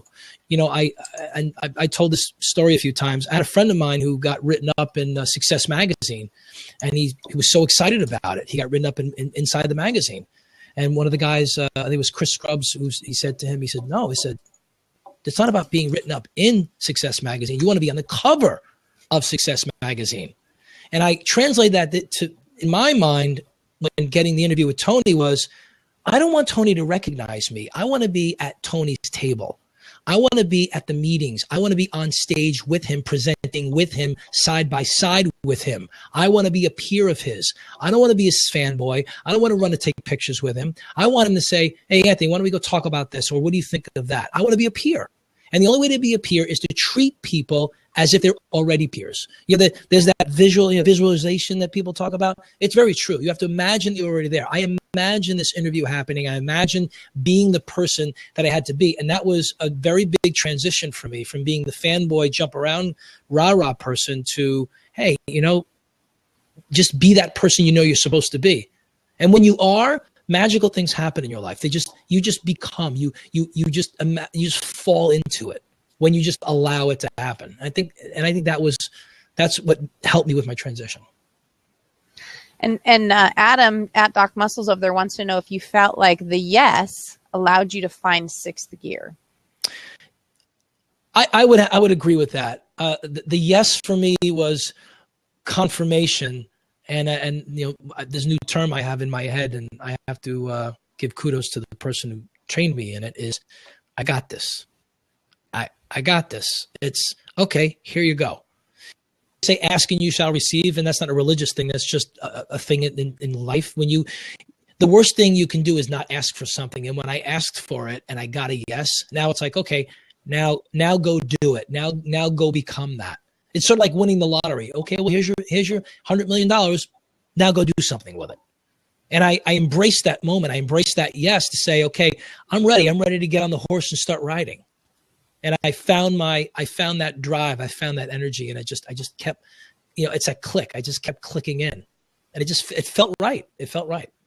So I would like to ask a question here. We've all heard the expression, a dog chasing a car, right? Like what the dog wouldn't know what to do with the car when he finally caught it, right? Yeah. So how many people catch the car and then don't know what to do with it, and then they let it go? They don't follow up with the receptionist. They self-sabotage because they don't think they're good enough. They don't think they're ready. They don't think they can do it. They think they'll flub up the interview or that they're going to totally choke. So they write this close to the finish line and then they just back off. So how did you feel about that? And what advice would you give someone else in making sure to try? Because again, as a motivational speaker, this is your opportunity to motivate, encourage, and inspire the people over here on how you felt and what to do in that situation. I knew once I got the yes, that's when the work starts. So for those of you that are in sales or in leadership positions or CEOs or entrepreneurs, the yes is a sign of that's when the selling actually has to start. That's when the hustle starts. That's when the grind starts. That's when the consistency starts. That's when the focus starts. That's when the real work starts. They say a high tide will float all boats. Well, when the tide goes out, whatever boat's floating and the other ones aren't, that's the one that's preparing for that low tide, making sure there's balance in the boat because of lack of water. So I felt that, okay, I need to really engage my focus skills and my discipline skills. And I had a hard time with it because I know I get flustered as well. So I use the term, surround yourself with 5 really amazing people. You're the average of the 5. I have my coach, I have Lisa, I have amazing people in my life, and I look to them for that consistency and focus. And it just made me, okay, click in, do the work. You have to do the work. I use that stick-to-itiveness in your life. You have to stick to it, because once you're given the yes, once you're given that okay, that's when you have to really start focusing and moving forward with your life. That's the most important thing you need to do.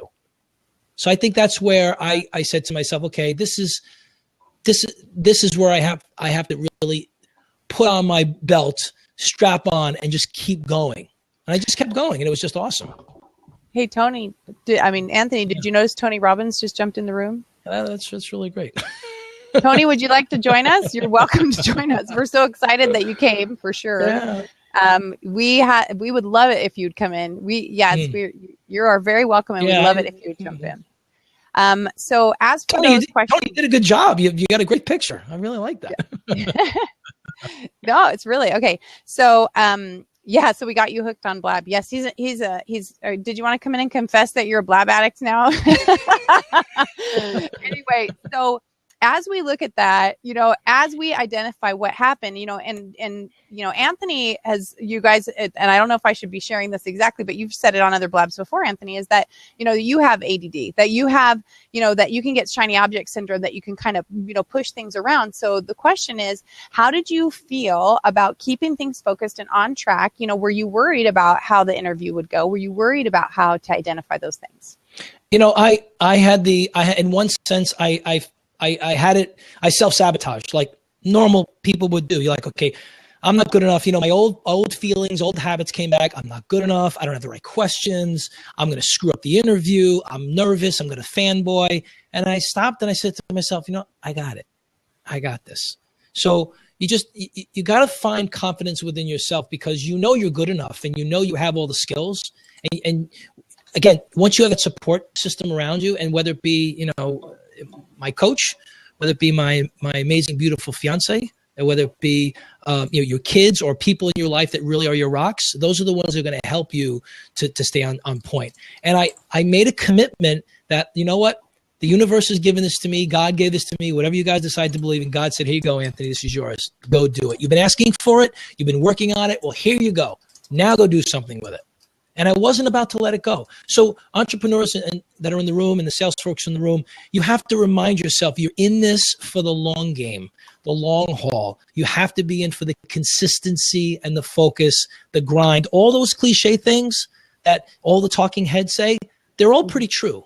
But you have to do it. And the only way you're going to do it is when you put yourself in that situation and you're forced to do it. And when you do it, it's like, it's a rebirth.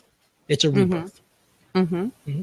And exactly. And that's a great way, I think, of putting it, is that it's a rebirth. It's a transition. And when you open yourself up to opportunities and you're not going to self-sabotage, you've made a choice that you're going to actually step into your goals. You're going to step into the light. You're going to step into that focus. Then life changes, right? Your life will change. And that's exactly what you did, is that you identified what you wanted to change and you made it happen.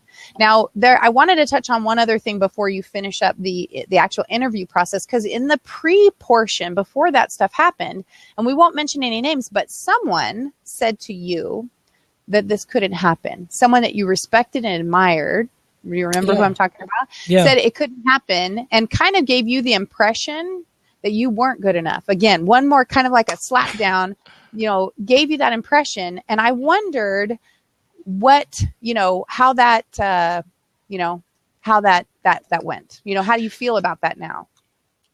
I almost look at it as a distant memory, because now that I've been through the interview and that I've actually experienced it and continue to experience it, I now know what I knew then. And kind of goes back to your gut's always right. When you feel something is right, it's right. And Vicky uses the term, you have to put your ask on. Well, I don't want people, and I did this. I was an asshole, right? An asshole. An asshole is a person who continues to ask for everybody's opinion, everybody's confirmation, and everyone gives them all their advice and confirmation, and they do absolutely nothing with it. And I did that. And I actually turned to somebody in the industry who is respected in a certain part of the market, who is a leader in their space, who is a marketing, maven. Mm-hmm. And I had a personal conversation with them, and he told me, I don't think you can do it. Mm-hmm. I don't think you becoming a speaker or you doing it. I think it's really going to be hard for you. And I walked out of that meeting with this very respected, hundreds of millions of dollars, value of this person who was on all over social media. And I felt very discouraged. I said, wow, I can't do this because he told me I couldn't do it. Here's the message, guys. Don't let anybody tell you you can't do anything. For as much as that sounds like a cliche, I'm the proof. I'm the proof. I did it. And now I can't wait for the next 5 or 10 interviews that I'm going to do. And I can't wait. I'm so blessed. My website, I'm so humbled. My website's blowing up. My MailChimp's blowing up. You guys are like making me feel so amazing. And I just want to get back to you. I want to get back to the community. And I felt like this interview I thought it was really for me. But the second I got on mic and I started talking to Tony, I knew it wasn't for me. It was for you guys. It was for everybody else. And I want you to know you can do the same thing. Somebody messaged me today, says, I want to reach Sir Richard Branson. I said, well, then don't talk, just do. Take one action and go do it. Exactly. And that's it. And Ian wrote in the sidebar, I feel Vicky Fitch's quote coming on. If you guys have ever heard me, then one of my quotes is, don't tell me I can't do it until I've already done it. Then feel free to let me know, because people they will start to tell you can't, and they start to second guess you, and it starts to make you doubt. Don't doubt yourself. Be committed to your goal. Don't be a fanboy or a fangirl. Just know that you deserve to talk. They're a person. If they don't want to talk to you, then they're missing out. That's the approach you have to take, is that they're missing out. Tony Robbins would have totally missed out on an amazing interview, amazing opportunity to visit a brand new platform, and all the people that came, the 1,600 people or whatever that were in the room yesterday that followed him, the people that are following him now, the people that now are getting additional exposure to Twitter. I mean, there are people that don't know who Tony Robbins is, right? That, there are less people probably than do, or I don't know, if we're counting children, but he got exposure too. This was good for him too. It is a win-win. It is not about a gift that Anthony got. It was a win-win that Tony and Anthony stepped in together. And when he came in, I loved it when he came in the room, because he said, hey, I like you got a great name. So there was the immediate connection of the same name thing, right? Yeah. And that I, as a business coach, I want you guys to know that you are good enough. Just like what Anthony was saying, you are good enough. And don't ever think someone is better than you, because they're not. They're just people, right? And if they think they're better than you, then they're definitely not better than you. That's right. The whole thing that you need to take home, right? Yeah, and successful. And the thing too is that all of these mega successful people, the Steve Harvey, Sir Richard Branson, Tony Robbins of the world, I've had so many takeaways. The one thing I got after speaking with Tony and really like having that interview is that he genuinely wants to help and advise. And that's why these mega celebrities that we call them, or these high wealth individuals, or these high impact people remain successful and grow geometrically, because they continue to give back and help people. They pull people up, and Tony pulls people up.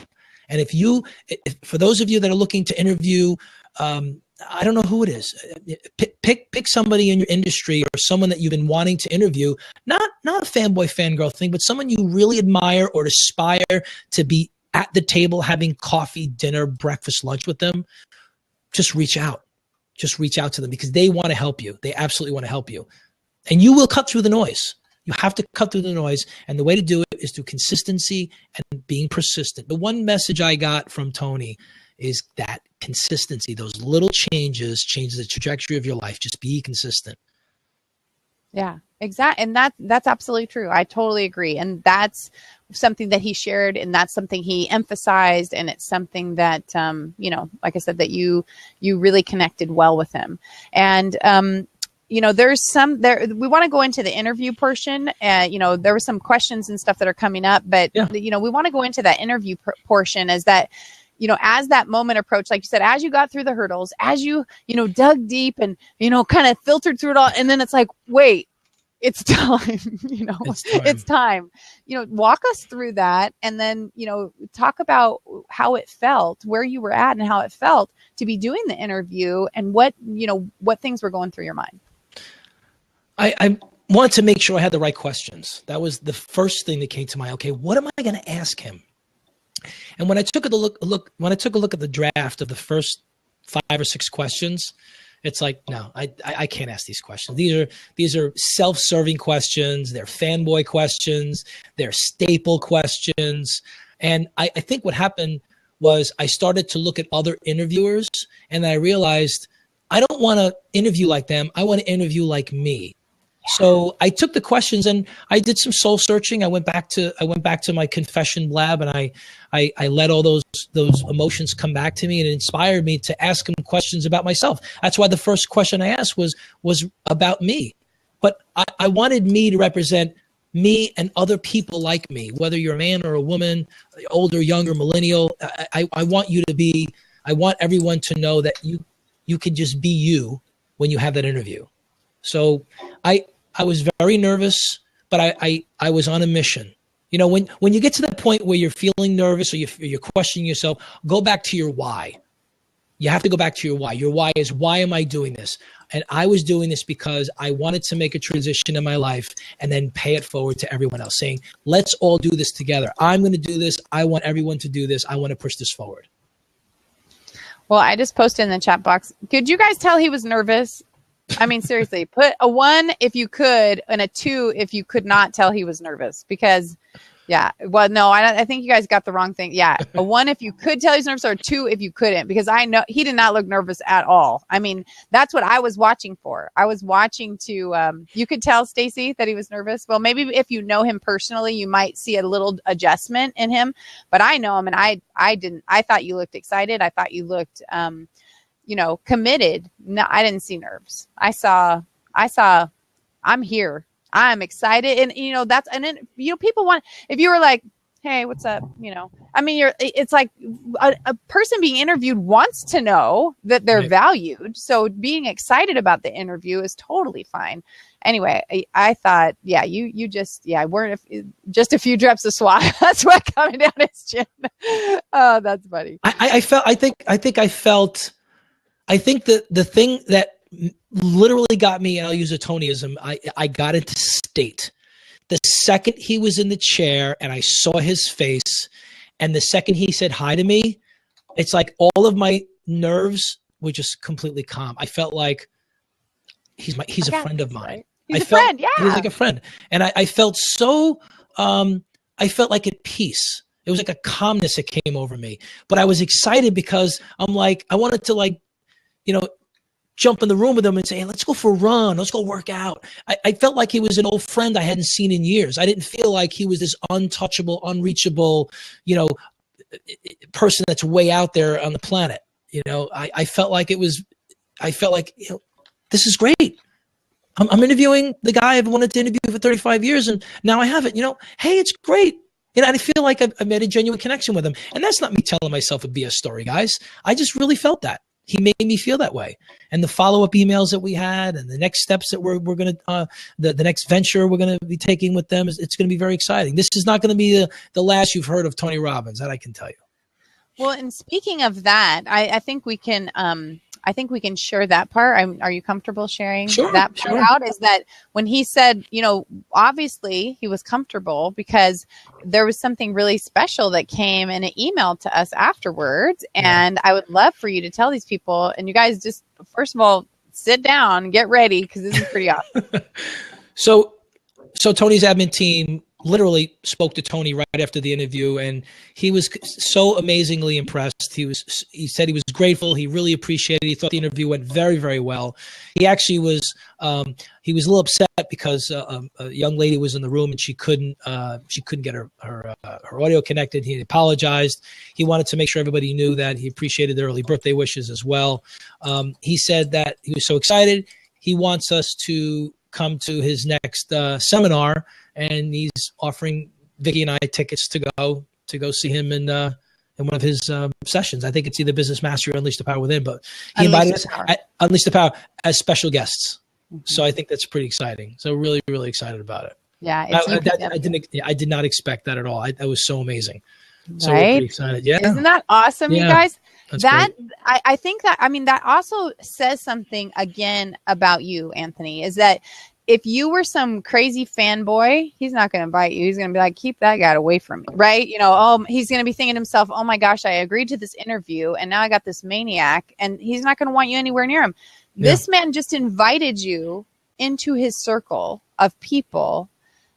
That says something about you and your character and your ability to connect. And I think that's amazing. I think that speaks volumes about who you are and the way you presented yourself. So, I mean, who gets that? Do you guys get, isn't that amazing? Right? I mean, again, if you hadn't been comfortable with who you are, which I think is what you've been trying to share with these people, if you weren't comfortable with who you are, that wouldn't have come. So you have opened up, and I say, you know, this may be a free event, but I'm pretty sure that Anthony Conklin just got paid for his first interview on Blab. Put a 1 in the chat box if you guys agree with me. I think he just got paid. I mean, that is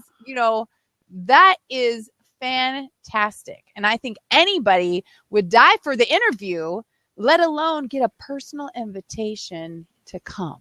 I mean, you completely rocked it. You know, I might just have to call myself an Anthony Conklin fangirl right in just a minute. I might be just all of a sudden fangirling it up on you. You know, you bring up an interesting point about being comfortable, and we talk a lot about being comfortable with ourselves. So the thing is, being comfortable with yourself is an easy thing to do. Easy thing to say, but not an easy thing to do.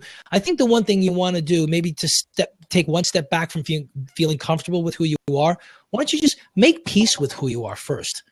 You know, if you're 5'3", you're never going to be 6'4". It's just not going to happen. So make peace with that you're a shorter person. Make peace that you have lighter hair versus darker hair. You know, make peace that, you know, you're a little thinner or this one's a little heavier. Just make peace with who you are. And then once you make peace with that, get comfortable with that and use that as your strength. You know, I talk about stories all the time when I speak to audiences and when I've been on Blabs here, is you absolutely need to tell your story from you, because nobody can tell your story like you can, because you own it. You take ownership. You're comfortable with that. It's all within you. So I would say on your journey to getting comfortable with yourself, make peace with who you are. Make peace with your past, make peace with the present, make peace with where you are in your life, or as we would say, hashtag be where you are. Be where you are on your journey to where you want to be and where you ultimately will be. You know, we had this thing going back and forth about be who you're meant to be, because eventually that's what everyone will see. That's right. That's right. Think about that, guys. Think about that. So when you see people that you admire or you aspire to be, don't try to be like them, but copy what they do, but make it your own. Like I've looked at a dozen speakers. Tony's resonated the most only because of his energy. I mean, his strategies are brilliant, but his energy is what got me. So I modeled myself off of that. You know, Tony says success leaves clues. Well, it does. You have to just model yourself off of success, make it your own, own it, and then tell your story. And then watch what happens. Watch the magic just unfold in front of you. Okay, so there is, we are going to open up the chair in 1 second. And for you guys. So first of all, I wanted to give you an opportunity, and you need to put your question in the chat box. Unless Anthony knows you, we want you to put your question in the chat box. So we know kind of where we're going with that and make sure that everything is copacetic. Because I'm trying to make sure the troll patrol isn't here. just saying. Not that any of you guys would be a troll, but just saying. Trying to be a good hostess with the mostest. And, so is there anything else that you wanted to share with them, Anthony, before we let people in to identify, to ask you some specific questions? There's a few in the chat box and, that kind of thing. But is there anything else that you wanted to share with them, whether it's hope, whether it's, that kind of thing? I think that for me, the one thing I learned on this journey, and as I continue to go on my journey, is you know you can do it, and you can literally do anything, and you just have to just commit in your mind and just put a strategy together, right? Hire a business coach, look to somebody who's been successful, put a strategy in place, and then just take massive action every single day. Brian Tracy says, if you can make 1/10 of 1% of a change in your life every single day, do the math times 365 days.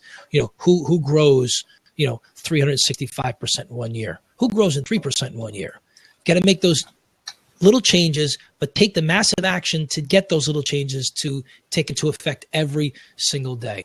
That's all I can tell you. You can do it. You know you can do it. You have the support. Surround yourself with amazing people and just do.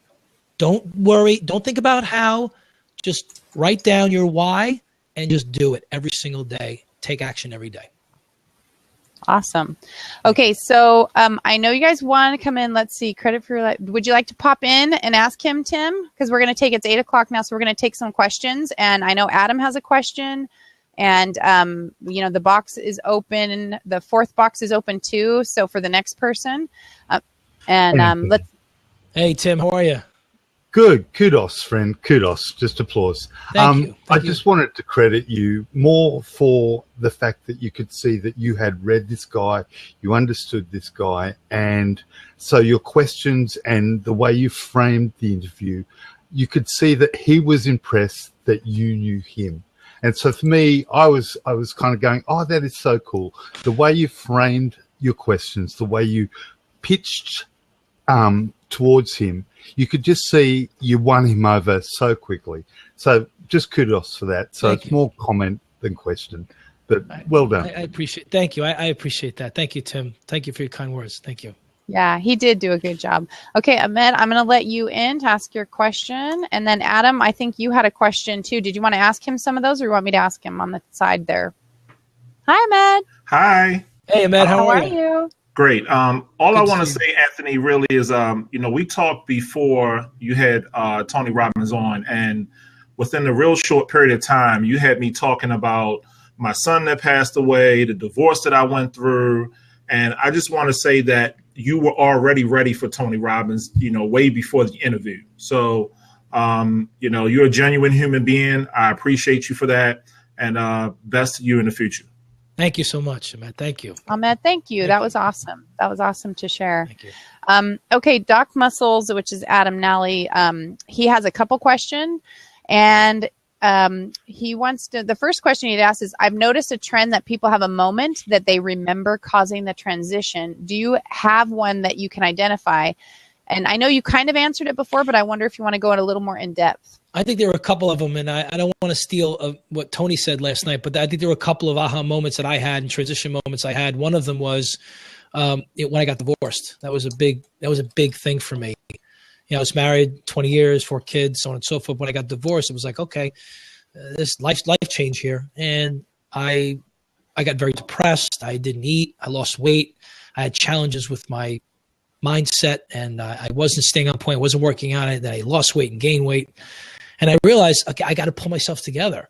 And I really started to get back into reading personal development books. I re-engaged with my journal. I started writing in my journal again. I stopped my journal and I re-engaged at my journal.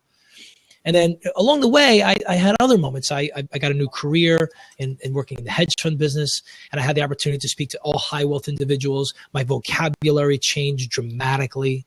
I realized the last party I did as a DJ was New Year's of this year. And I'm like, I don't want to leave Lisa home while I'm out making money working New Year's anymore. So that was another aha moment for me. So that was as early as December. But I think life is a collection of aha moments, and what it does, it gets you to sort of move in the right direction. They say whispering Tony Robbins. So Oprah Winfrey uses the whisper terminology. So if you do a Google search on Oprah whisper, this uses the terminology of God whispers in your ear until you start to listen. Okay, and if you don't listen, the whisper gets a little louder, and if you don't listen, the louder becomes a scream, and the scream becomes a nudge, and then the scream becomes a push, and then the push becomes literally a punch. And then when you still don't listen, that brick, that proverbial brick hits you in the back of the head, and it's either a life-changing moment. It's death, dying, divorce, loss of a spouse, loss of a kid, loss of a friend, loss of a job, cancer. It's those life-changing moments, So my life-changing moments were a collection of probably half a dozen of them. And it all started when I was 5. I told my story. When I was 5, I was a little kid in the kindergarten class that got pushed into the pool because I couldn't hang out with the cool people. And that's where it started. I wasn't good enough. So that's my journey. Well, you've certainly come a long way from the kindergarten playground with the pool. And I'm pretty sure if any of those kindergartners are in this room right now, they're saying, we messed up. I'll still be their friend. I'll still be their friend. Of course you will, because you're a bigger man and you always take the high road. That's who you are. Always, See, always that Luke says you're the coolest man on Blab. Hey, Susan, how are you? Hey, Anthony. Hey, I wanted to thank you. You are the same person that I first talked to on my very first Blab 2 weeks ago on a Saturday night when you invited me in out of nowhere. You were the same person as you were last night with Tony Robbins. Thank you. And that's pretty incredible. Thank you so much. Yeah. That's very kind of you. Thank you. I appreciate that. Thank you. Thank you. I appreciate you very much for saying that. And that's a testament to who you are, Anthony, as a person. Absolutely. Right? Yeah. Thank you. I'll let You're somebody else welcome. grab the seat. You need to hear that. Thank you, Susan. Thank you very much. And let's see. Credit for your lifetime of homework, Anthony. Or understand. Oh, yeah. So Tim already kind of said that to you. Who wants to jump in here? I saw a couple other questions. I'm looking. So Moonshadow, did you want to pop in and ask him? Let's see. So where is forward for you now, Anthony? After the interview, has it changed your goals? No, I think it enhanced my goals. People use the term 10x, 100x, 50x, 30x. You always want to X your goals. So I had decent goals. I had big goals. Now I think I have more of a massive goal. I thought maybe Tony Robbins would be the home run, the Grand Slam, the World Series. And I'm like, no, I got a lot more World Series, more Super Bowls to win, more NHL championships to win. So I'm hunkering down and reaching out to other I call them power people, people call them power networks, the high power individuals. And not because I want to get them and I feel like I can get them. I feel like I want to bring them into the community so everybody can see that they're human too. And they can share their value. And I think that's really, I feel like that's my mission. I did this little test called the 6 Human Needs Test. And I thought maybe I was all about making money. And really that's not. If you look at there's a test called the 6 Human Needs Test. So if you Google search it, and the way that the 6 Human Needs test works is it breaks it down between there's significance, there's variety, there's growth, and there's love and connection.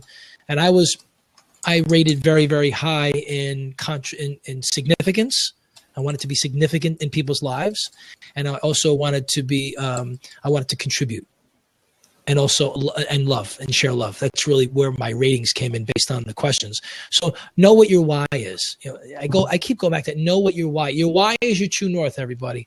Your why is your ground zero. It's why you're here. It's part of just how you're wired. And you can always rewire it, but the meaning of the why of why you're on this planet is always, that's where you're going to start. That's going to continue on your journey. Absolutely. So do we have some more questions in here, guys? You guys want to know anything about Anthony, the man? Anthony, you guys, what would you guys like to know? And if you didn't put the Q in there, I'm trying to scroll up and review them. But, if you do a /Q, and then put your question, that's how, that's how we can definitely see the questions and not have to scroll up.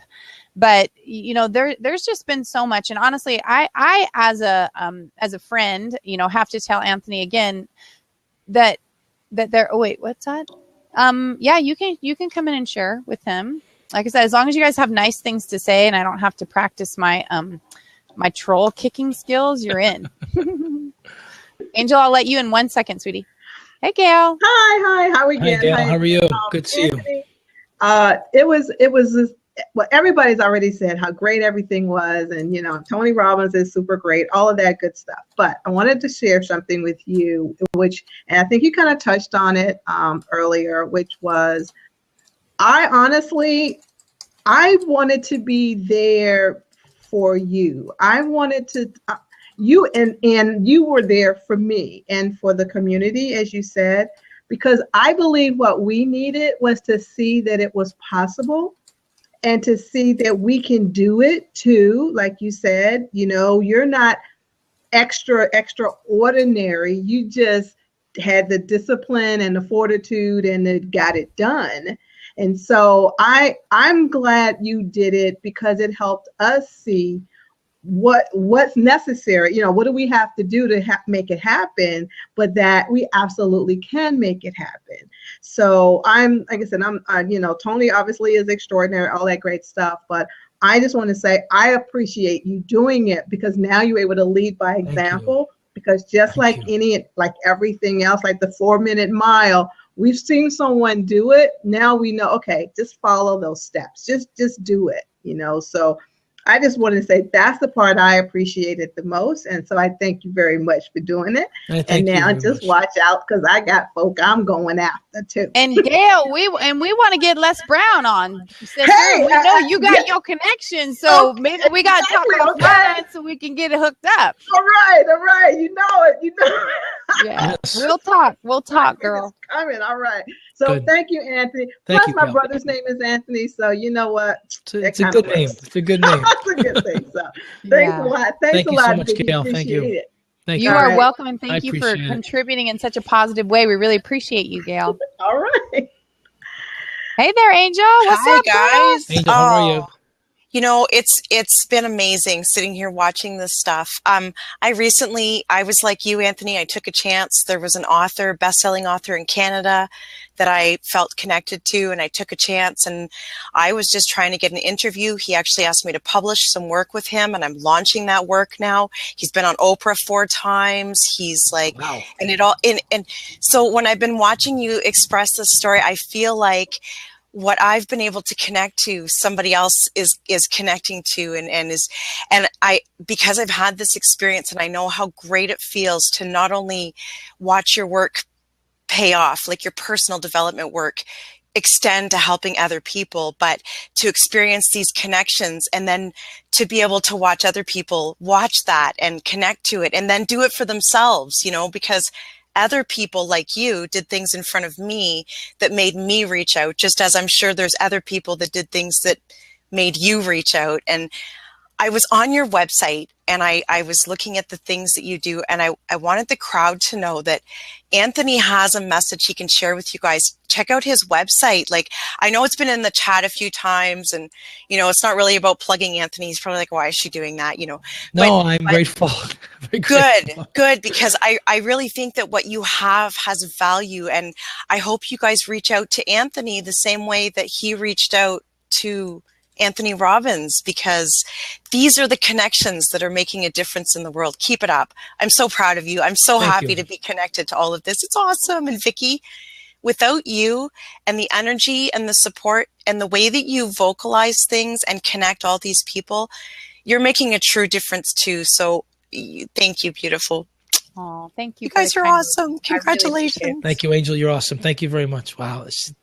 You know, I have to just say that, you know, I had this thought in my mind that, okay, I'm going to get this interview and that's good. I can, you know, that check mark, I got that done. But I am literally moved by the feedback I've gotten from the community, the messages, the personal messages in my inbox, the texts and the tweets and the DMs, and I'm completely blown away by just the outpour of support and genuine just a genuine feeling of appreciation and gratitude. And I think that's what the community is supposed to be all about. I think that's why we're here. You know, we're here for a reason. You know, Tony says, and whether it's just Tony, but I'll plug Tony for a minute. You know, if you want to be successful, if you want to be fulfilled in your life, you got to add more value to everyone else's life, someone else's life, than anyone else does. That's the secret. The secret to living is giving, and the way that you give is giving more value to someone else's life than you do to my own.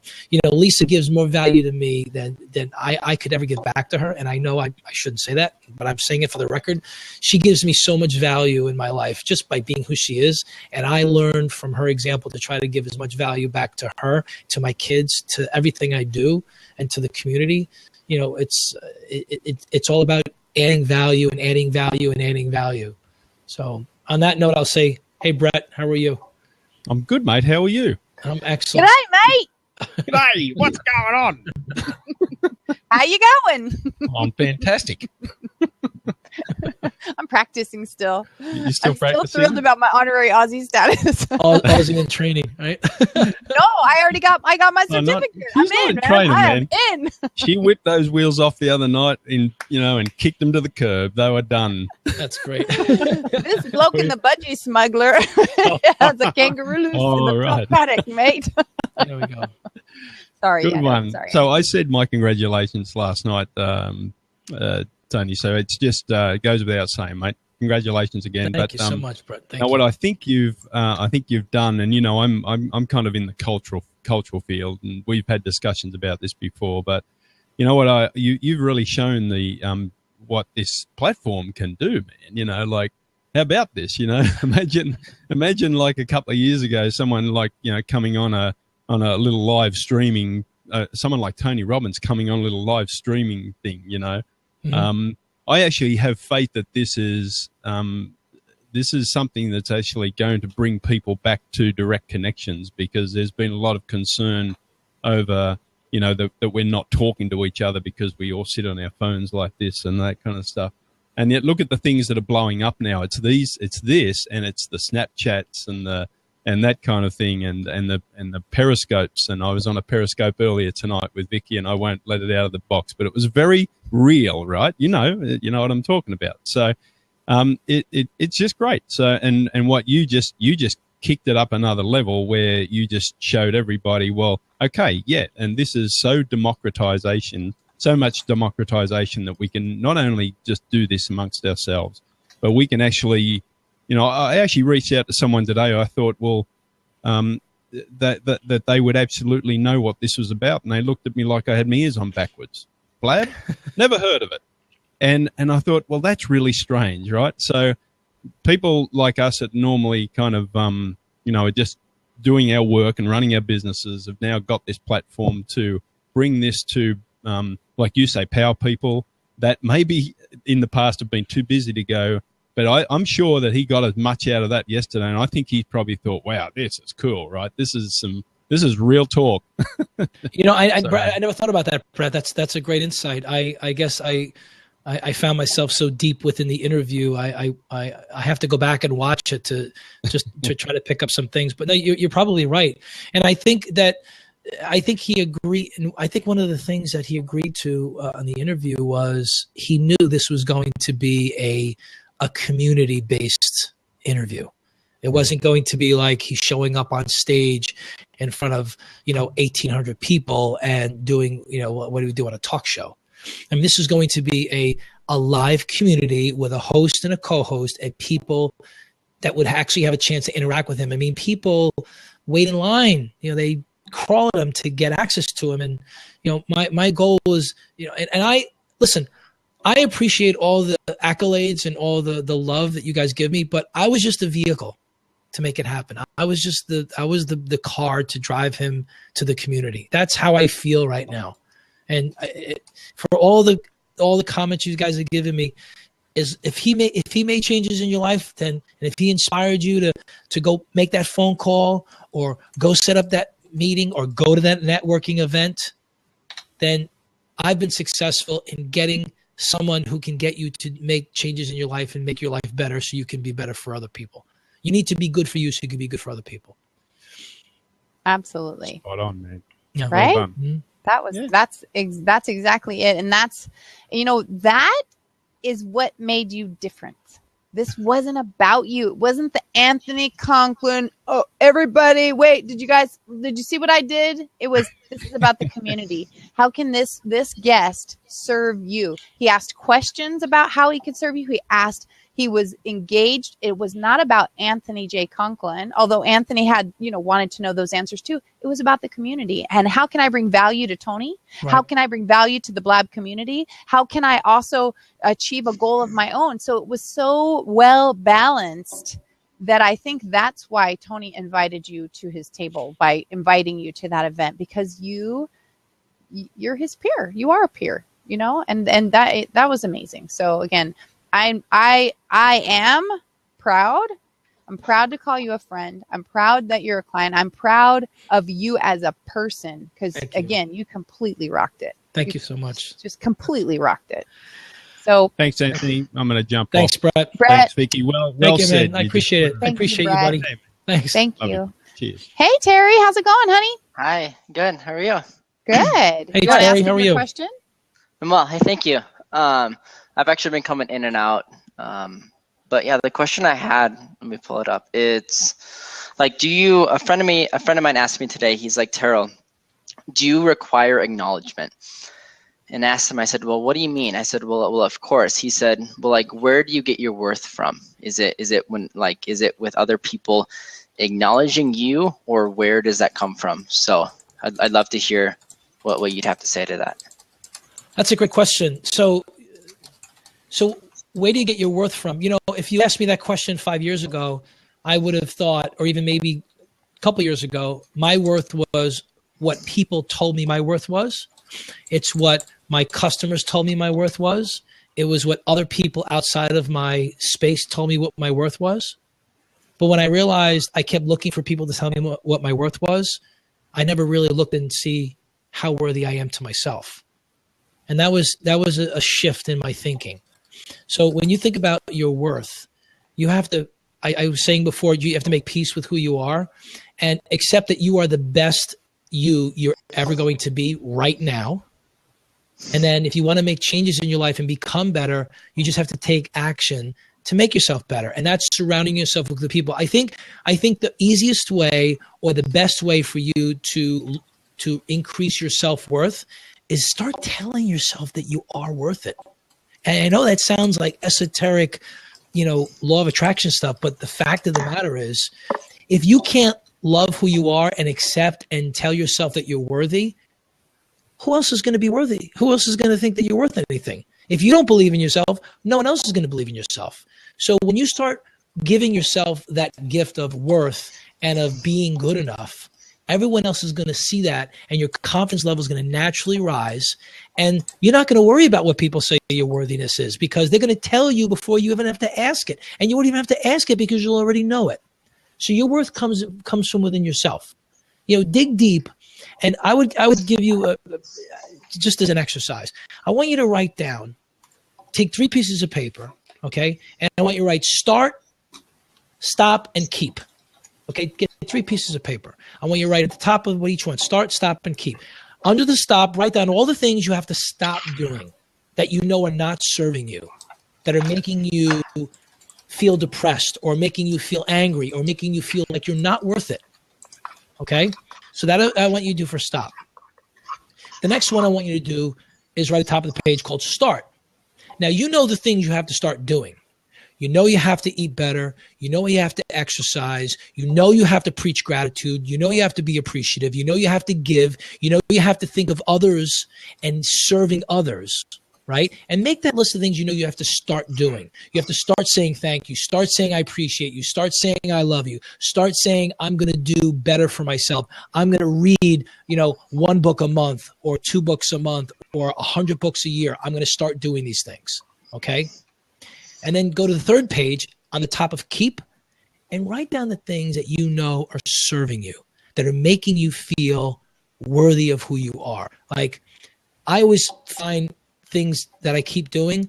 I love to keep writing in my journal because it crystallizes and codifies in my head and traps my thoughts on paper, what's really important in my life, which are my health, my family, my kids, and the 5 people in my life that are so important to me. Now, of those 3 pieces of paper, I want you to take the keep and the start, and I want you to put them aside, okay?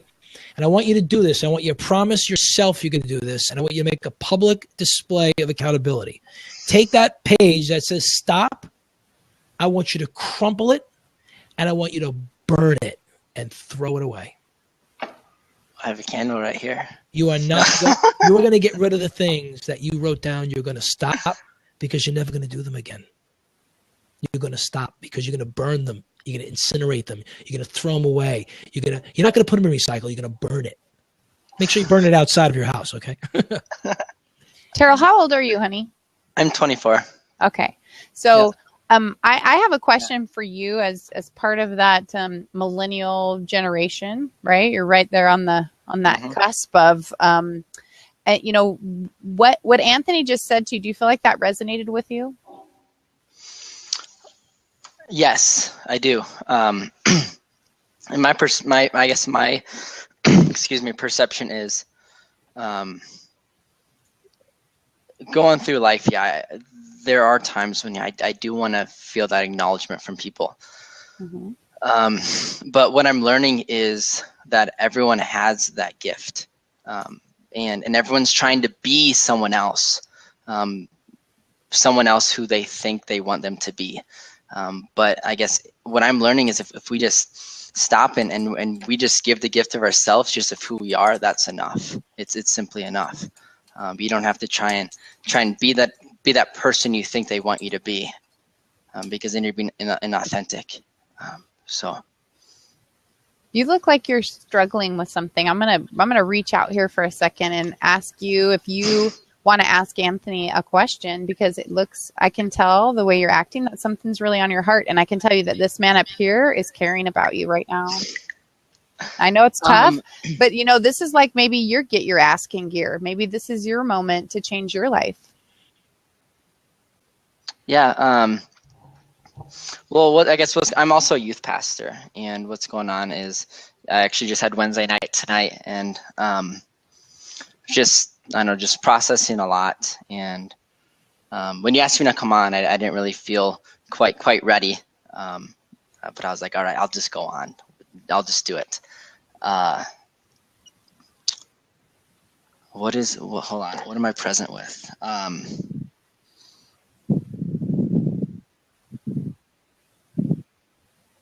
I'm not sure, Vicky. Okay. I don't know. Something's right here. Yeah, it's like right here. I was about to say it's right here and it's right here. Mm-hmm. And you know, and maybe Terrell, is it Terrell? Terrell, sorry.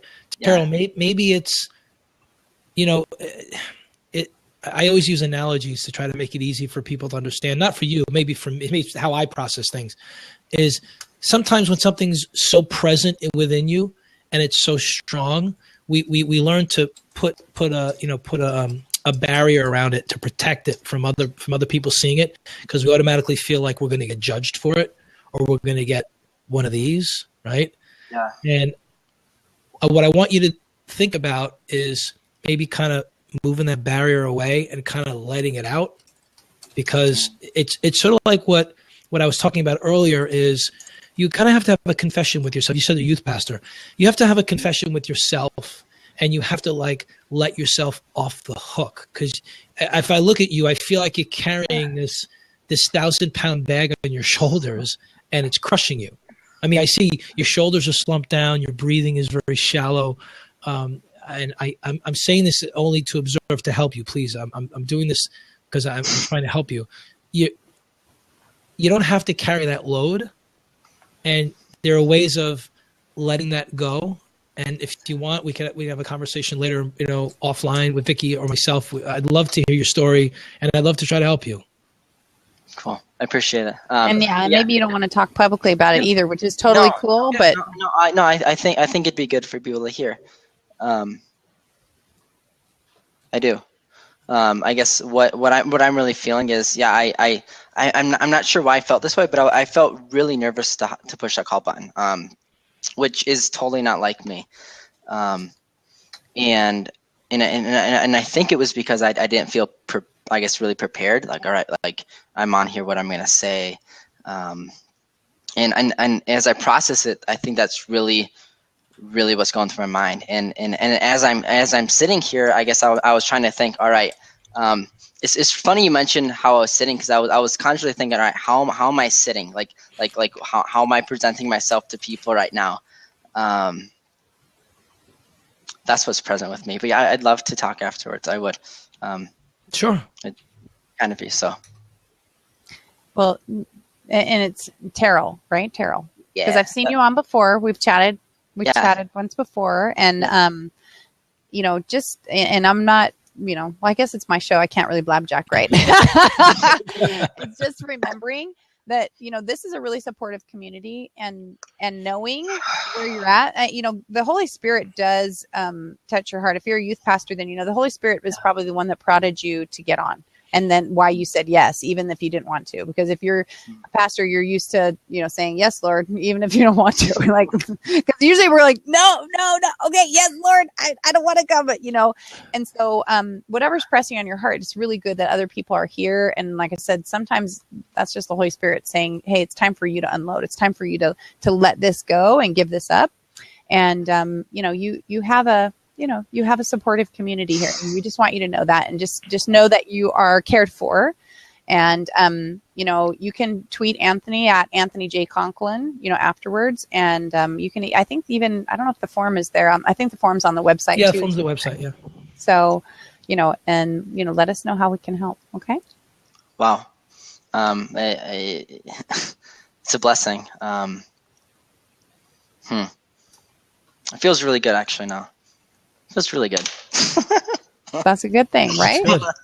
Freedom in the heart is an amazing thing, because when our heart is hurting, well, you can ask some of the people in the chat. They were on my scope right before this, and my heart was hurting and my eyes were leaking. My eyes started leaking. I don't know what that's called,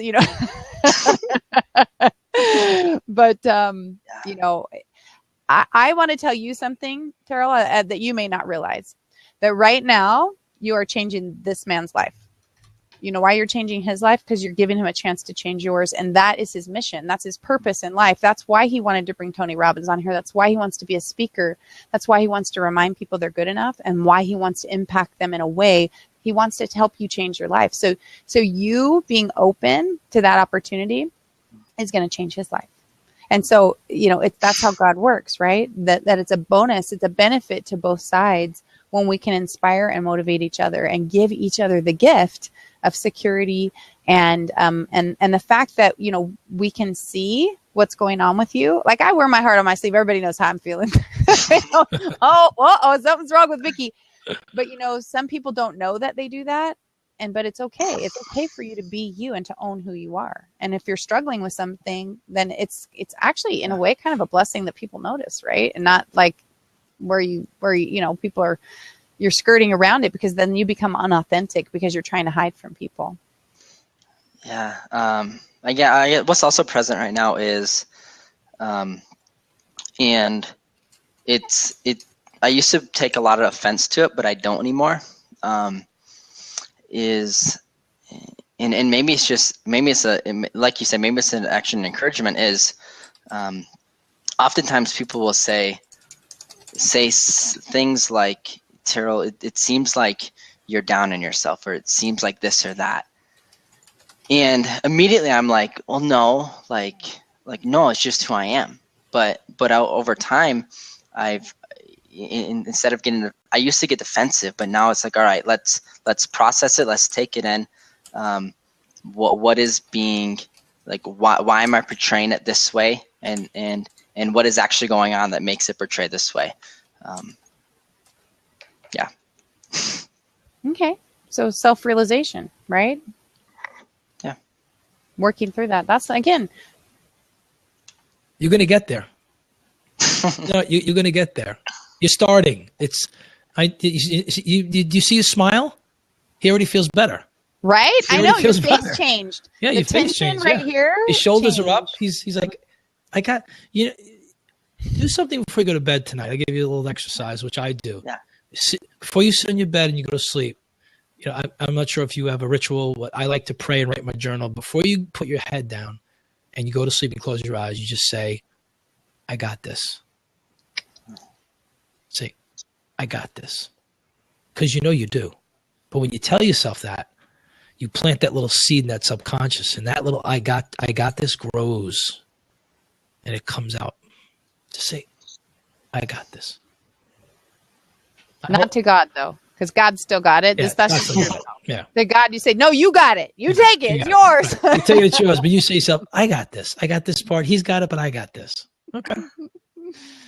Oh, sweetheart, you are so precious. Oh, you are. Honestly, you're touching my heart. Do you read the comments in the chat box? You said these people are saying you're changing all of their lives right now. So your vulnerability, your willingness to sit in that seat and to share what's going on in your heart, and the near tears that you're at, and sorry for saying that out loud, but it's true, is just that is vulnerability that you can show to those kids that you're pastoring. That's vulnerability that you can, that's what makes you a man. That's what's going to give you the growth to be a dynamic pastor someday that's helping people with serious trials in their life. You know, as you know, to whom much is given, much will be required. And so this is that growth stage where you're learning how to build your character and your stamina for the things that are going to weigh you down. I still feel like you want to share something. I think you're having, I think you're, you know, you're like, I'm ready to say it. On the edge. I think we should make history right here, Terrell, and I think you should drop it. No, it's interesting you say that. I'm trying to figure out what it is. I'm trying to figure out why I'm portraying it, and since I am, what that thing is. It's almost like I'm subconsciously portraying it, and I'm not sure exactly what it is. Well, I say we talk offline because I know I can tell you what it is. I already got it, so I feel it right here. So think about it because I think you know. Would it help for them to hear? If so, I'd love for you to share it now. I don't know. Why don't you hang around and we'll see when we finish the recording. Well, you hang around a little bit and see if after the recording's off, if we want to dive into that a little deeper. Okay. Because if you think it'll help everyone else, then I guess I'd love for you to share it. So. Okay. Well, you hang around in the chat box and we'll finish up here, get the recording out. And again, you're pretty cool dude. I like it. If you guys aren't following him, I think you should follow him. I think you're going to see big things. Thank you, Vicky. You're welcome, sweetheart. Appreciate you. Okay. All right. So we'll see you in the chat box. Okay. I'm going to have you go out of here and just stay inside the room. Okay. So any last questions? I saw one over here and then we're going to close this down. Byron wants to know, how do you see yourself getting involved with the basket brigade you mentioned last night? And I think after that, then we will close this out. More to come there, but I think that the idea is to really use live streaming as a tool to reach the Basket Brigade organization. So if you go to TonyRobbins.com and the Tony Robbins Foundation, he's very actively in what they call the Basket Brigade, and it's all about feeding the homeless. And usually it's done around Thanksgiving. Tony was actually involved in one of the basket brigades this past Thanksgiving. I don't have all the details with me, but I know he was very actively involved in it. And the one thing that I noticed is that a lot of the television stations are there, and it's all about commercialization, and it's all about lighting. And I think we could have a basket brigade any day. We could have a basket brigade in June.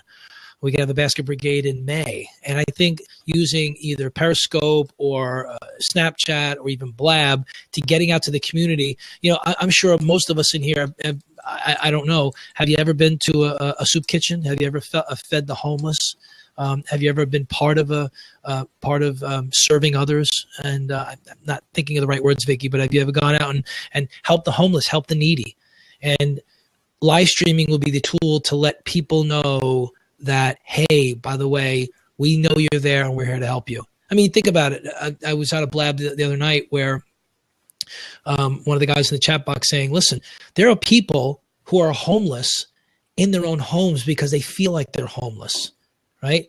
And the homeless people that are living in these beautiful homes that see the homeless people who don't have anything will remind them of how homeless that they're not, and to be more appreciative and say, hey, listen, I'm not so homeless. I need to give back to the homeless community. I need to not give them a handout, but a hand up.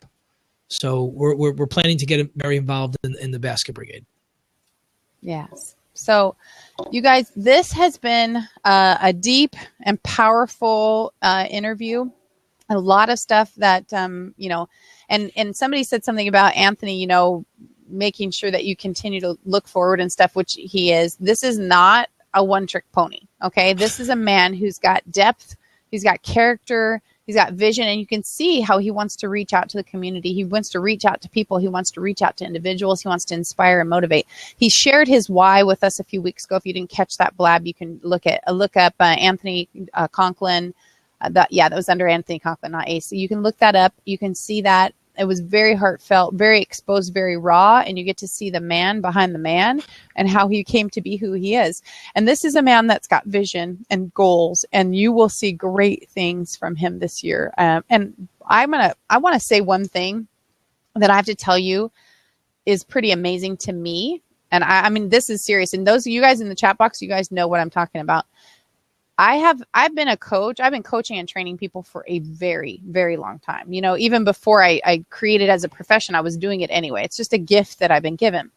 I have never been so valued, appreciated, and identified for my skill set. Usually, I mean, the truth goes, if you guys are coaches, you know, you get kicked to the curb as soon as people get where they want. They're like, yeah, we're done with you. I'm good. He continues to remind people, tell people that I'm there. Yesterday, you know, normally I would have been in the side chat, not had been in the box. And he insisted I stay in the box. He insisted, you know, it was not about him. I mean, he's just like, this is what I want. And, you know, this is my co-host. I would have co-hosted anyway. This is somebody who is not, this isn't about him. And I got to tell you, that touched my heart more than anything. Again, I have seen people get to really great places and they act like I didn't even exist, which, you know, it's okay. But I just want to say one more time, Anthony, publicly, the way you have treated me, besides the way you treat me offline, is amazing. But the way you have treated me publicly is more than I would have ever expected or imagined. And I want you to know that I feel honored, blessed, and privileged. And I mean that from the absolute bottom of my heart. Well, I can't think of any words to do justice to what you just said, other than I feel the same way. But I'm, you know, people are blessings in other people's lives, and I have one right here. It's my blessing right here. So, and I say that from a very good place, because when you really understand the value of something that you have in your life, such as, you know, the value of family, the value of health, and the value of people that really care and contribute and want to see you not only be successful, because it's not about success, guys, it's about fulfillment. So if there's a little takeaway other than the things that, you know, Vicky shared and some of the other people in the seat shared, is that, you know, we all want to make a lot of money. We all want to be successful. We all want to be well known, or may not. Maybe we just want to just be really good people. We want to earn a lot of money. Well, when you give more value and you give to people on a genuinely day-by-day basis, the money will chase you. The fulfillment will be right there for you. You know, you can't fill your cup up with air, meaning you can't fill your cup up with gets. Your cup gets filled with gives. So always think give. That's good. And if you guys aren't following Anthony, I want to make sure that you guys are following him. Follow him here. Follow him on Twitter, Snapchat. Go to his website, anthonyjconklin.com. I put it in the chat box a bunch of times. I'm going to put it in again. Go to the videos page if you want to see the replay of last night. Get on his mailing list. Do yourself, because if you guys were here yesterday, you saw the start of something amazing, something big. You want to be on this man's mailing list, because you are not going to believe some of the stuff that's coming up. This, you can see he's got talent, he's got charisma, he's got charm, and he certainly has stick-to-itiveness. So you are going to see huge things from him. If you guys want to connect with me, I want to remind you, you can go to vickifitch.com. If you guys want a free consultation with me, you can go to the Work With Me page and click the link that says, let's get this party started. It's a free 20-minute consult, and I promise you, I pack tremendous amount of value in that 20 minutes. I will do 30 minutes to an hour with the prep work in advance to make sure that you can rock your dreams. And that's my goal and objective. And so again, I appreciate you guys being here for Ask Vicky. I am here every Wednesday night at 6:30 p.m. Pacific time. I have a book club on Sunday nights at 6:30 as well for a half an hour. And then we do 30 minutes of Ask Vicky, Ask a Serial Entrepreneur, anything. And then I have a show on Monday nights as well at 7:30. So I would love for you guys to make sure to follow me here on Blab, follow me on Periscope, and let's stay connected as a community. I'd love to give you the opportunity also to be in the hot seat. So if you have questions during the week, you can hashtag them Ask Vicky, and I will pop them in either to a scope or to a Blab. So again, thank you guys for being here. Thanks for being our guests. Thanks for participating. And I want to remind you, like I always do, to dream it, believe it, and achieve it. Ciao.